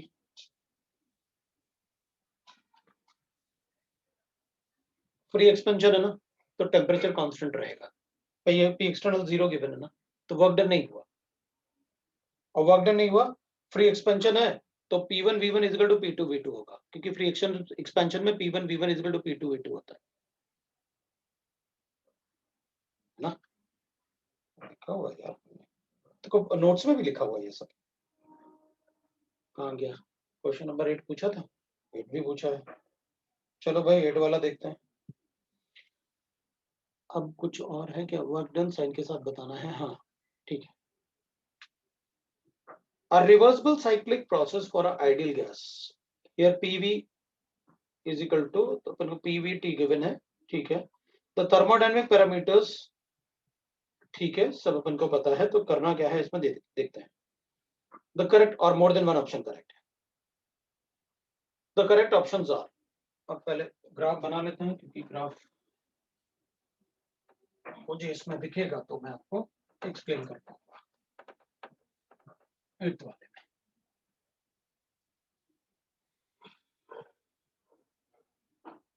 पीवी डायग्राम है ना, PV diagram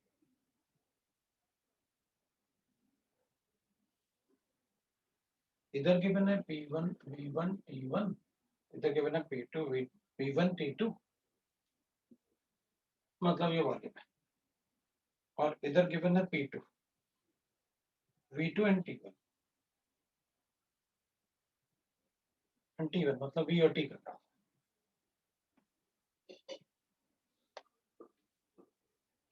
The correct option is or R. QAC is equal to delta U of BC. Q पहले ABC कर लो, A, B एंड C। कह रहा है ऑप्शन ए में QAC is equal to delta U of BC and work done AB is equal to P2 into V2 minus V1। Minus given नहीं है, plus है। तो पहले मैं वर्क डन वाले को फटाफट चेक कर लेता हूँ। वर्क डन में अपन को गिवन है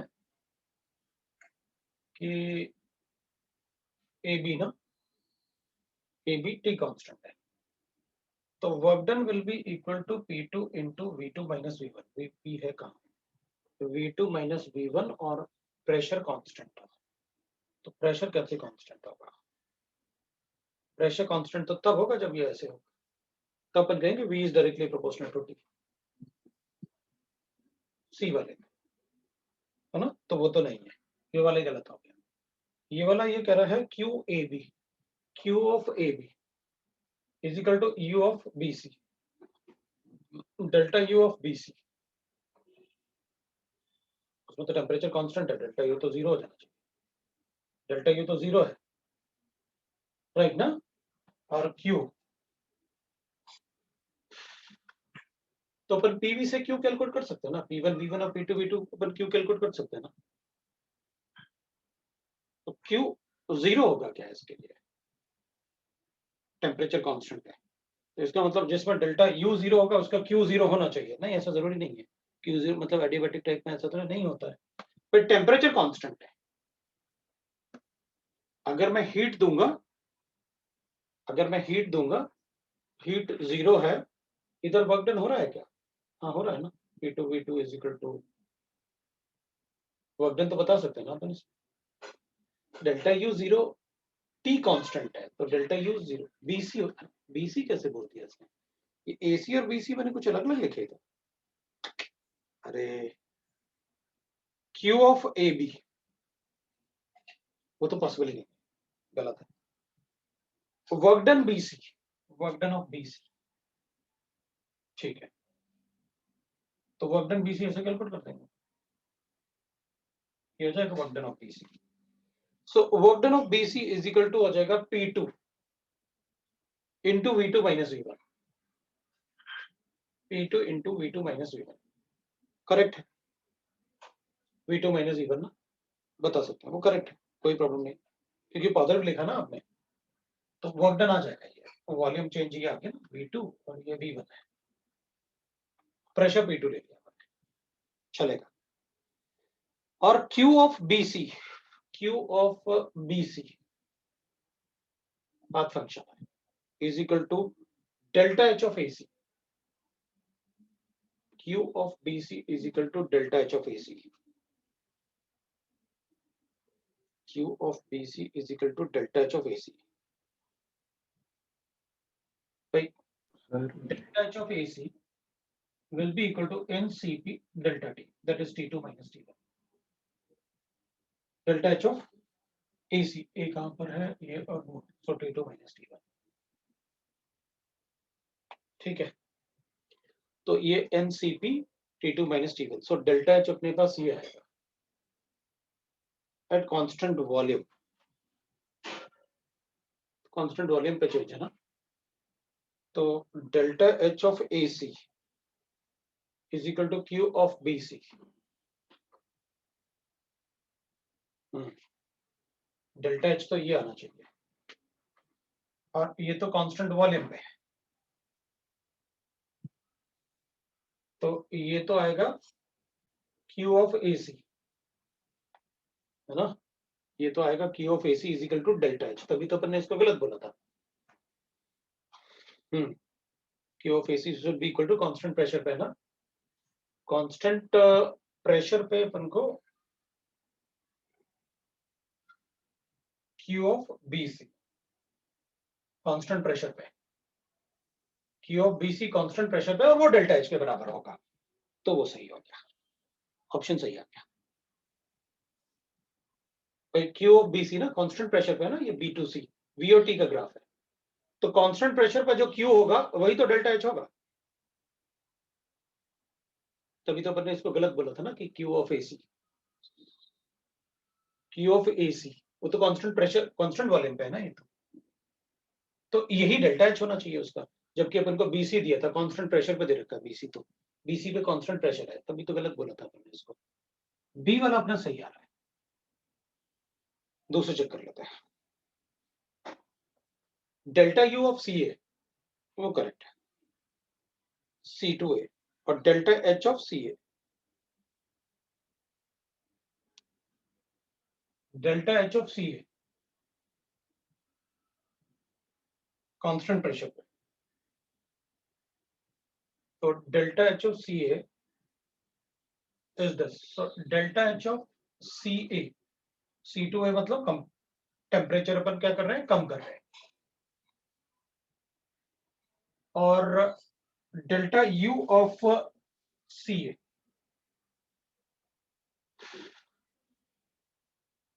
टेम्परेचर अपन कम कर रहे हैं। अगर टेम्परेचर कम करेंगे तो delta H of CA constant क्या है यहाँ पर, वॉल्यूम, तो डेल्टा H ऑफ CA और डेल्टा U ऑफ CA दोनों को कंपेयर करना है, तो ये कांस्टेंट प्रेशर पे होगा, तो ये एक तरीके से ऐसे हो गया, आप ये बता रहे हो मुझे कि भाई delta H of CA constant volume पे,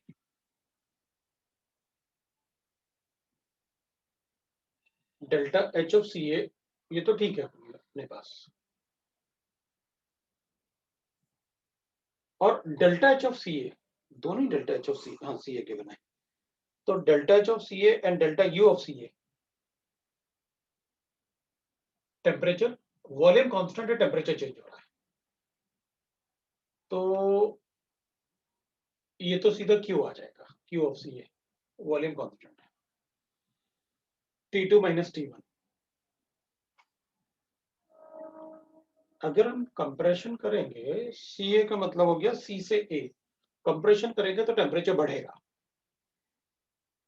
तो टेम्परेचर बढ़ेगा तो ये भी बढ़ेगा, ये भी बढ़ेगा, वॉल्यूम कांस्टेंट है,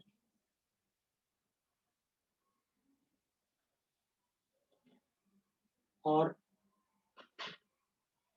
प्रेशर P2 जो है वो बड़ा है P1 से, सी ए वॉल्यूम कांस्टेंट है, और Q of AC is equal to delta U of BC, ये तो करेक्ट है, बस डेल्टा एच वाला पार्ट देखना है अपन को, ये वाले पार्ट में delta H of C A is equal to delta H of, ये कांस्टेंट प्रेशर पे होना चाहिए ना, ये कांस्टेंट वॉल्यूम पे है, तो ये तो ठीक है, तो इसको कांस्टेंट प्रेशर पे कैसे लिखेंगे सी ए ग्राफ में, डेल्टा एच ऑफ सी ए मतलब कंप्रेशन हो गया, कंप्रेशन मतलब एनर्जी बढ़ेगी, एनर्जी बढ़ेगी तो सर डेल्टा एच के इक्वेशन से भी कर सकते हैं ना, delta H equals to delta U plus N R delta T. कर सकते हैं ना, delta H is equal to delta U plus delta N R delta वो टी ना, yes sir. Delta T, T2 minus T1,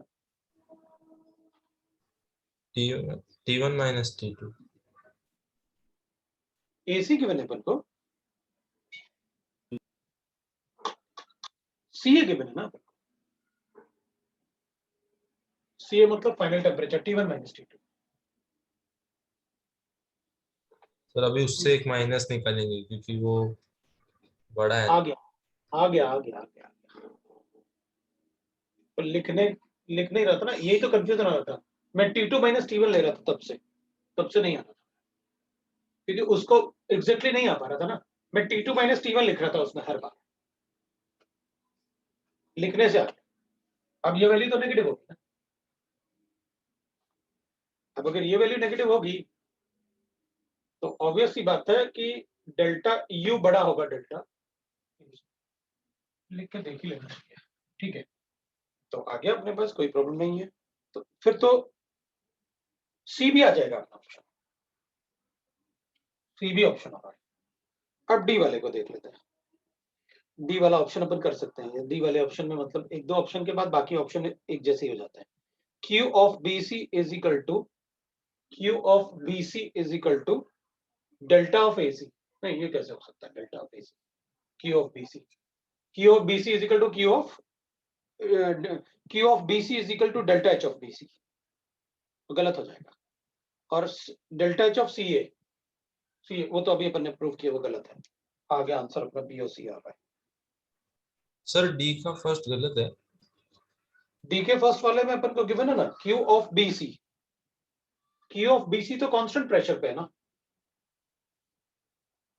sir D का first गलत है तो बी का सेकंड भी गलत हो जाएगा।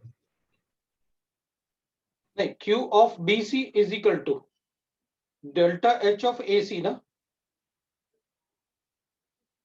डेल्टा H ऑफ AC तो प्रूव किया था अपन ने,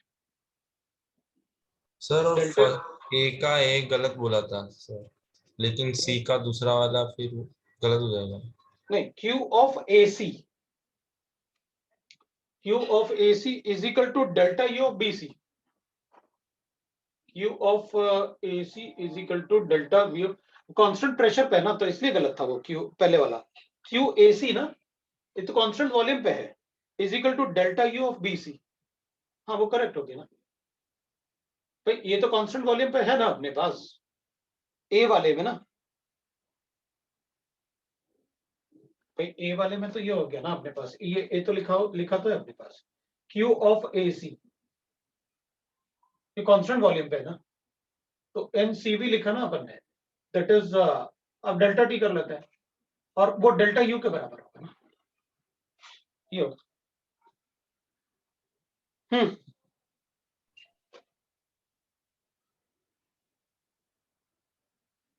बोलो, इसमें तो गलत कहा आपने, हम समझा सर। समझा? नहीं यस समझा? समझा ठीक है, सर। ठीक है, ठीक है। अब पार्ट 2 बताओ, पार्ट 2 वाले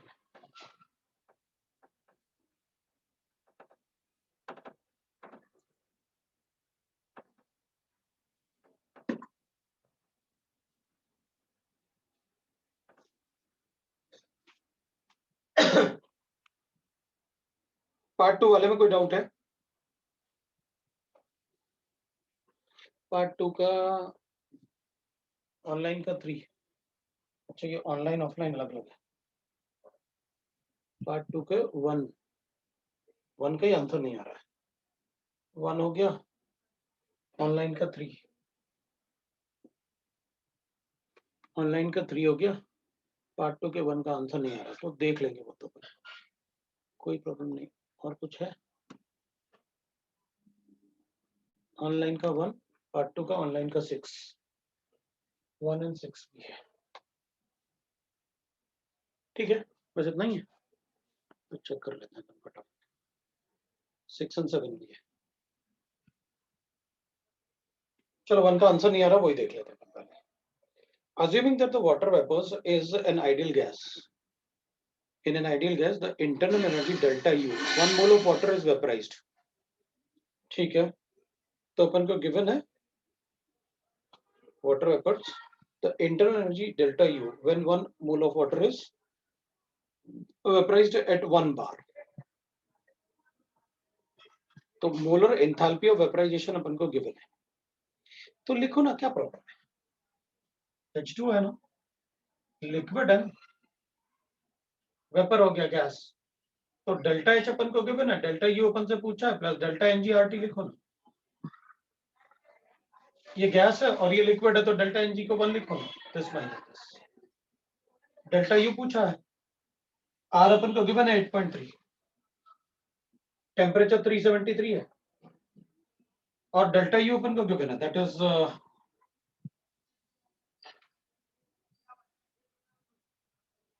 41, ये किलो जूल में गिवन है और ये जूल्स में लिखा आपने, तो इसको 10 की पावर -3 से मल्टीप्लाई करना मत भूलना भाई, अगर ये किलो जूल है तो इसको भी किलो जूल में लेंगे, तो ये वाला पार्ट को भी किलो जूल में रखना, बस इतना ही होगा, और कुछ भी नहीं है। आंसर नहीं आ रहा, तुम बोल रहे आता रहा बेटा, आंसर तो आएगा। चलो दूसरा देखते हैं अपन, ऑनलाइन वाले देखते हैं। 100 mole of H2O2 decompose at 1 bar and 300 Kelvin. The work done in kilojoules by O2 as it expands from 1 bar pressure. Work done calculate करना है ना, तो लिखो ना, work done is equal to minus P external into V2 minus V1, और H2O2 का decomposition है,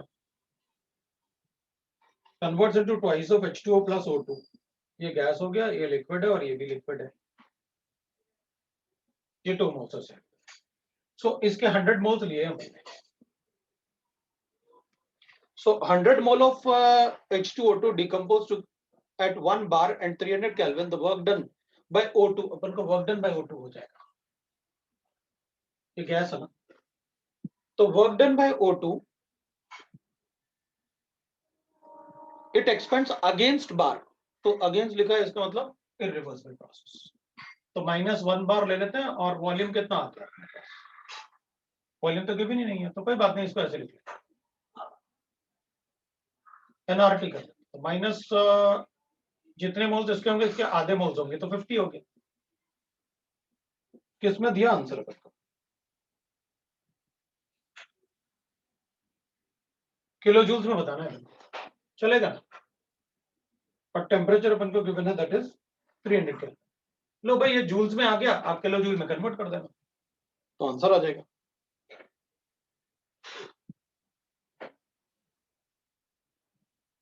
ये आंसर आ जाएगा। दूसरा चेक कर लेते सर बोलो। सर प्रोसेस इक्विलिब्रियम में दिया है। कोई बात नहीं, उससे फर्क क्या पड़ेगा, वर्क डन तो H2 ने किया ना, तो इक्विलिब्रियम में है तो सर क्या फर्क पड़ेगा। Moles N moles complete dissociation complete decomposition.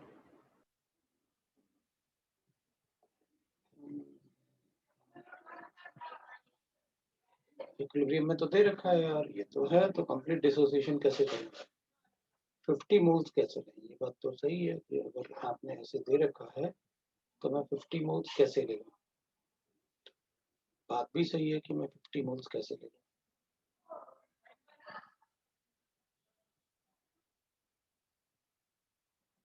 ठीक है, तो उसमें ना बाकी दोनों लिक्विड है, अगर इस तरफ कोई गैस होता ना, इस तरफ, क्योंकि एक ही तरफ गैस है ना और वर्क डन अपन गैस से ही करेंगे, एक ही तरफ गैस दे देना, ये दोनों तो हट जाएंगे ना, तो Kp of the reaction will be equal to partial pressure of O2 आएगा, तो जो भी होगा वो O2 की वजह से होगा रिएक्शन में। एक बार आंसर चेक करना, इसको मल्टीप्लाई करके आ रहा है क्या आंसर इसमें। इसका आता है आंसर देखें कितना आ रहा है।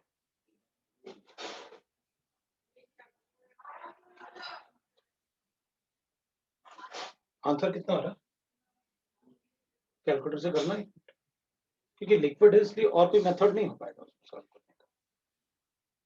Work done by this in किलोजूल्स,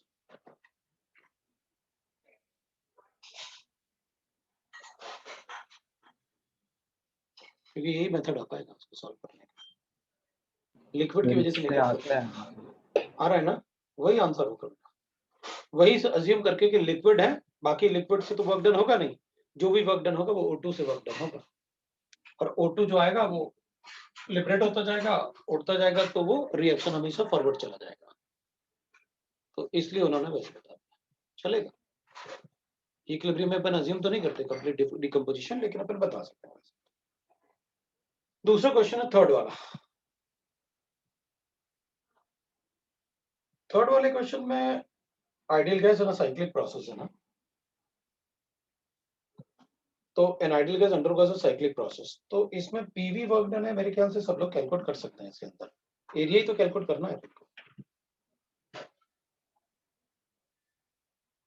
the heat absorbed by the system during the process CA, मेरे ख्याल से ऐसे क्वेश्चन अपन ने काफी किए हुए हैं, है ना, तो बाकी सब गिवन तो है अपन को, तो कैलकुलेट कर लो उसमें, heat absorb during the CA, है ना, उस टाइप का सॉल्व कर सकते हैं अपन। पीवी वर्क डन है, ये A B ऐसे बना रखा है ग्राफ,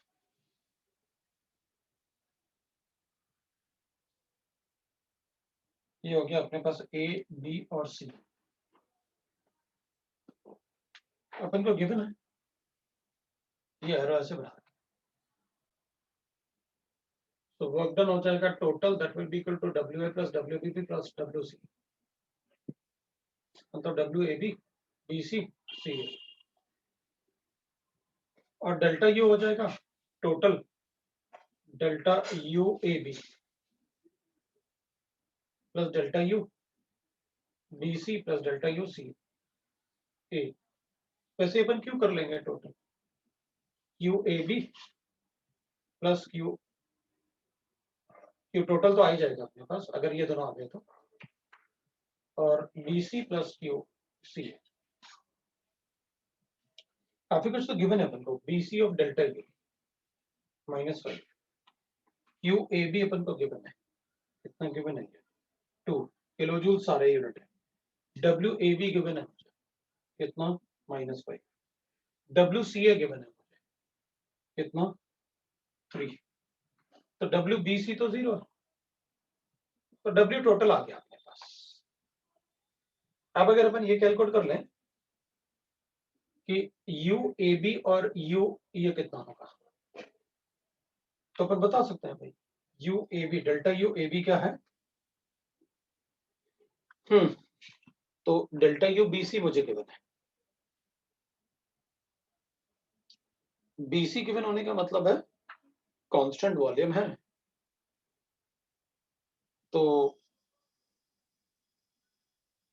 अब एक मिनट देख लेते हैं अपन है। अब इससे अपन कोई डाटा बता सकते हैं क्या, ए बी वर्क डन है, इसका वर्क डन गिवन है मुझे, इसका डेल्टा यू गिवन है मुझे, इसका क्यू गिवन है, तो इसका वर्क डन गिवन है, इसका क्यू गिवन है, डेल्टा यू आ गया, ये आ जाएगा मेरे पास। अब सी की बात, अगर मुझे इन दोनों का डिफरेंस पता है और इन दोनों का भी डिफरेंस पता है, तो इन दोनों का डिफरेंस आ गया, सी आ गया, क्योंकि मुझे इन दोनों का डिफरेंस पता है। बी ए का डिफरेंस कैसे कैलकुलेट किया, क्योंकि ए बी गिवन है और क्यू ए बी भी गिवन है, तो डेल्टा यू ए बी आ गया मेरे पास। तो इन दोनों का डिफरेंस पता है, इन दोनों का डिफरेंस पता है, तो आप ये और ये आपको पता है, समझ गए ना कैसे कैलकुलेट करोगे, ये दोनों डिफरेंस तुमको पता है, ये दोनों डिफरेंस तुमको पता है, तो ये दोनों का डिफरेंस आ गया, तो this plus this will be equal to this, भाई स्टेट फंक्शन है ना, तो ऐसे जाओ या ऐसे जाओ हमें क्या फर्क पड़ेगा, एक ही बात है, ये डेल्टा यू ए बी आ जाएगा क्योंकि मुझे ये दोनों गिवन है और ये मुझे क्वेश्चन में गिवन है बी सी, तो इन दोनों को ऐड करना और वो ए सी के बराबर हो जाएगा, तो मुझे ए सी आ जाएगा, वो कैलकुलेट कर लेना। तो delta U is equal to, अब अपने आप कर लेना, मतलब उसको delta U A B is equal to, है ना, that is Q A B plus work done A B, कैसे बताते हैं, तो ये ए बी आ गया, डेल्टा यू ए बी ये आ गया, ये अपन को गिवन है, दोनों को ऐड करो तो ए सी आ जाएगा, अब ए सी आ गया अपने पास, तो ये भी आ गया, डब्ल्यू आपके पास टोटल है, डेल्टा यू टोटल है, ये अपने पास टोटल आ जाएगा, क्वेश्चन कर लो। अब क्या था अपने पास,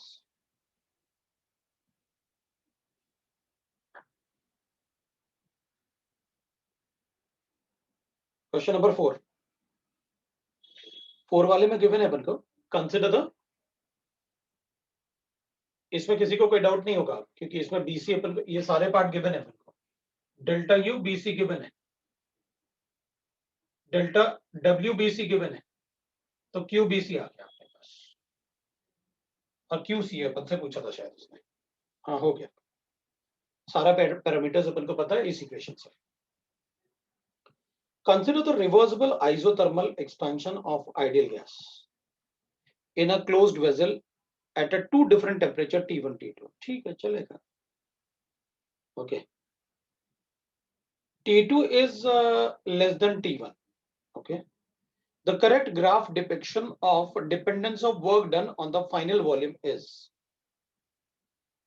तो ठीक है लिख लो ना ऐसे, work done is equal to the minus 2.303 RT ln of log of V2 upon V1,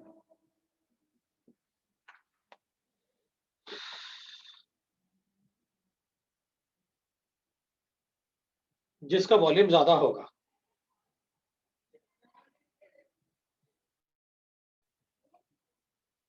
temperature अपन को गिवन है ना, और आइसोथर्मल बोल रहा है, ठीक है, तो अपन ऐसे कहेंगे इसमें T1 हो जाएगा,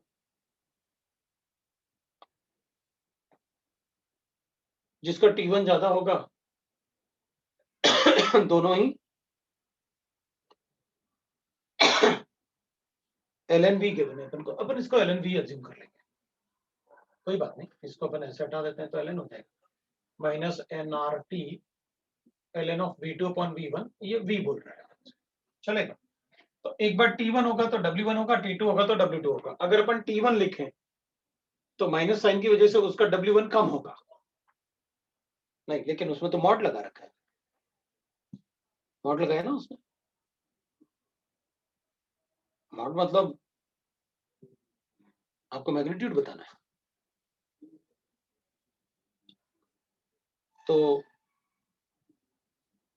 work done and isothermal expansion in a closed system in the two different temperatures T1 and T2. तो और T1 isothermal expansion है, T1 और T2 दो टेम्परेचर्स पे, टेम्परेचर तो कांस्टेंट रहता है, तो अपन कहेंगे जिसमें टेम्परेचर ज्यादा होगा,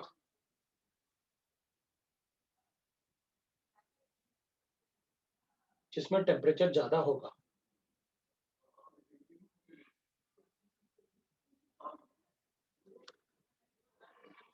वर्क डन में मॉड लगाया होगा, इसमें मॉड क्या लगाया होगा?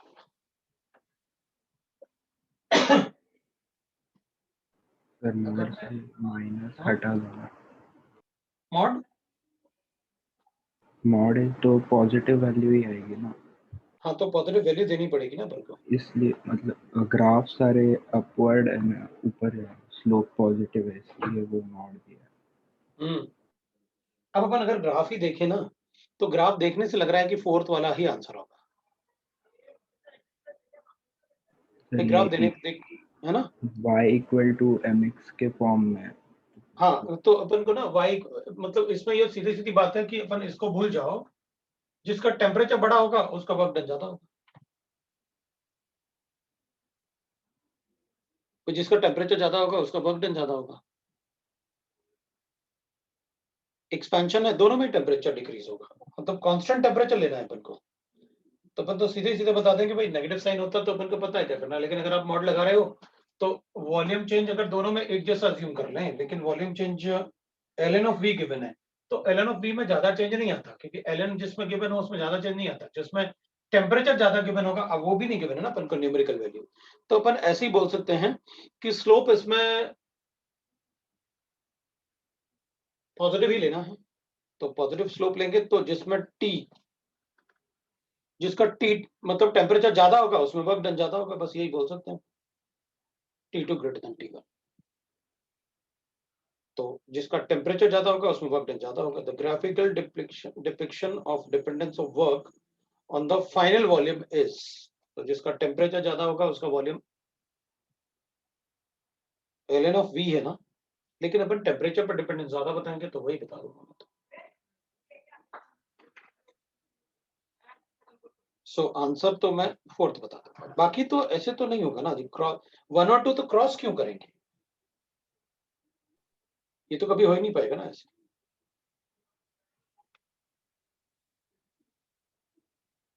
नेक्स्ट सेवेंथ वाले में गिवन है अपन को, the combination of plots does not represent isothermal expansion of ideal gas. अच्छा, कौन सा कॉम्बिनेशन है जो आइसोथर्मल को रिप्रेजेंट नहीं करेगा, और P और V है, तो ये तो सीधा अपन उससे ही बता सकते हैं ना, अगर देखा जाए तो अपन बॉयल्स लॉ से ही बता सकते हैं, क्योंकि आइसोथर्मल कंडीशन है ना PV का ग्राफ, तो PV is equal to constant आना चाहिए, तो पहला वाला तो है, क्योंकि इसमें P directly proportional to 1/V ना, मोलर वॉल्यूम है, तो वो तो हो जाएगा P और 1/V, ये तो करेक्ट होगा। दूसरे वाले में मतलब PV अब प्रोडक्ट है, जैसे अभी तुम लोग बताया भाई, उसमें अपन बताएंगे, तो ग्राफ ना, क्योंकि प्रोडक्ट का ग्राफ है तो थोड़ा सा हाइपरबोला टाइप आना चाहिए। PVM विद P करेक्ट है, मतलब दोनों में से किसी को भी चेंज करो तो C वाला भी करेक्ट ही होगा, और D वाला U वर्सेस VM है, आइसोथर्मल है तो U कैसे चेंज हो सकता है, वो तो जीरो ही रहेगा, आइसोथर्मल में U थोड़ी चेंज होगा, इट विल रिमेन सेम। हो गया, ये एक्सरसाइज 3 है आपका। सो 6th वाला क्वेश्चन भी नहीं भाई, अपने बंद कर दिया इसको, रुको।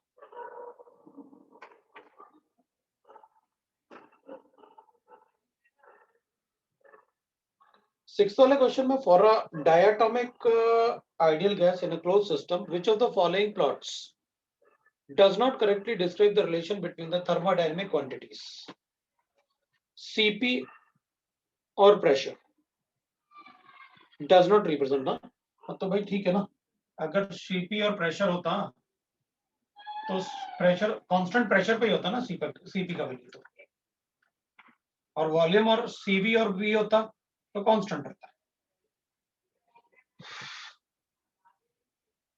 इज नॉट करेक्टली मैच, तो पहला वाला करेक्टली मैच नहीं है। थर्ड वाला, टेम्परेचर बढ़ाने से Cv का वैल्यू बढ़ेगा,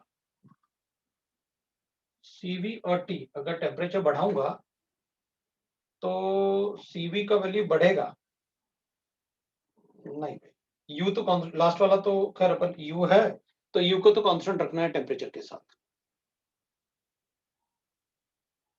तो अपन क्या करेंगे, पहले 3 वाले के बारे में सोचते हैं कि ऑप्शन 1 वाला तो ऐसे होना चाहिए था।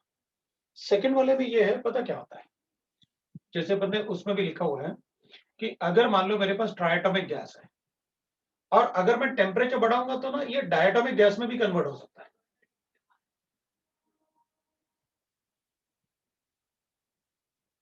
तो Cv का वैल्यू बढ़ जाएगा हायर टेम्परेचर्स पे अगर गैस डिकम्पोज हुआ, अगर मोनोटॉमिक में डिकम्पोज हुआ तो और बढ़ जाएगा। इसका मतलब है अपन ये वैल्यू ऐसे बढ़ा सकते हैं, बोल सकते हैं कि वो बढ़ जाएगा।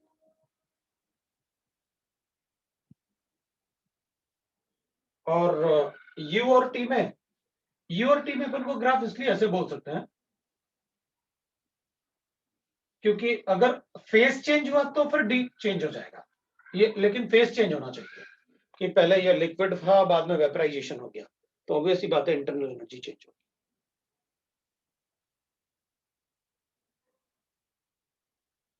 तो ये आपका एक्सरसाइज 3 था, अब अपना एक्सरसाइज 2 बचा हुआ है। अब एक्सरसाइज 1 के भी डाउट्स हैं। अरे एक्सरसाइज 1 डिस्कस किया ना अपन ने, एक्सरसाइज 1 को अब किसी दिन कॉमन डाउट कर लेंगे तो उस दिन अपन डाउट कर सकते हैं उसके। एक्सरसाइज 1 में क्या गिवन है, पार्ट 1 है क्या है, पार्ट 2 है, पार्ट 2 है। आईयूपैक तो बचा ही हुआ है, नेक्स्ट टाइम आईयूपैक करेंगे और क्या। उसके पार्ट 1 के डाउट हम देख लेता हूँ क्या है पार्ट 1 के डाउट्स में। प्रॉब्लम ये है ना कि पहले तो पार्ट 1 ढूंढो, एक्सरसाइज 3 पार्ट 1 का क्या पूछ रही है। 8:30 से मैथ्स है तो करो मैथ्स, कोई प्रॉब्लम नहीं, तुम लोग लीव कर सकते हो। मैं एक्सरसाइज 1 के इसके डाउट बता देता हूँ, है ना। तुम लोग लीव कर सकते हो, क्लास लीव कर दो, मैथ्स का क्लास कर लेना।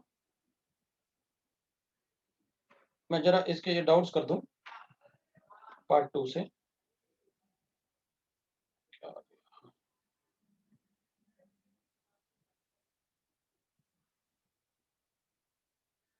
पार्ट 2 का F3 H1 H2, पार्ट 2 का F3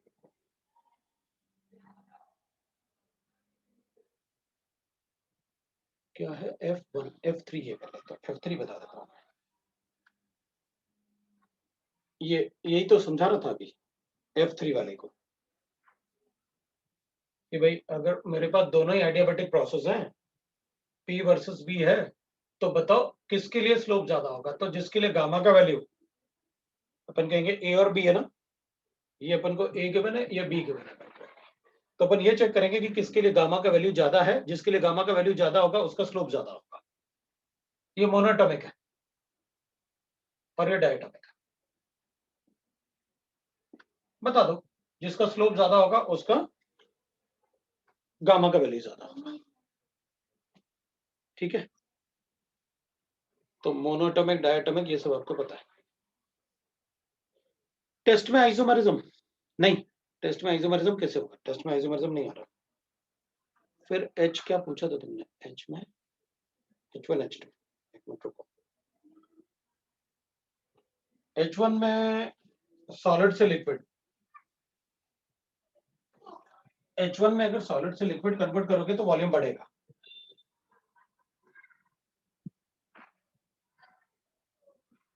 एक मिनट, आइस तो गिवन नहीं है, आइस ही गिवन है।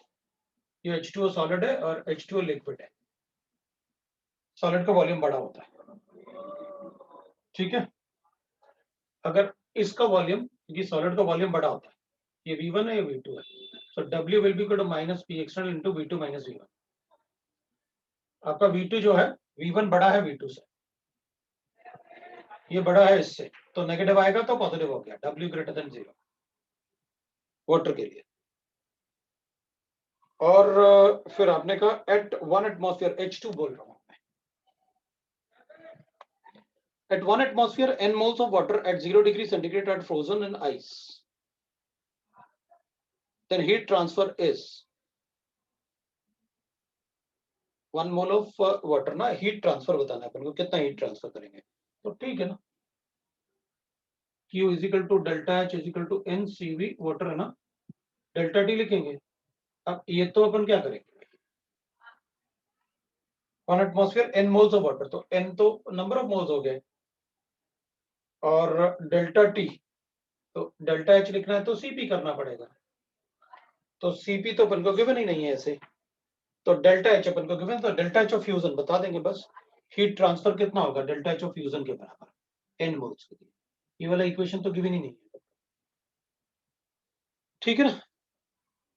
तो फिर delta H Q will be equal to heat transfer will be equal to delta H of fusion, जितना अपन को एनर्जी देना पड़ेगा मेल्ट करने के लिए, वो डेल्टा H ऑफ फ्यूजन होता है। Okay, that is all. चलो भाई, थैंक यू, वेलकम।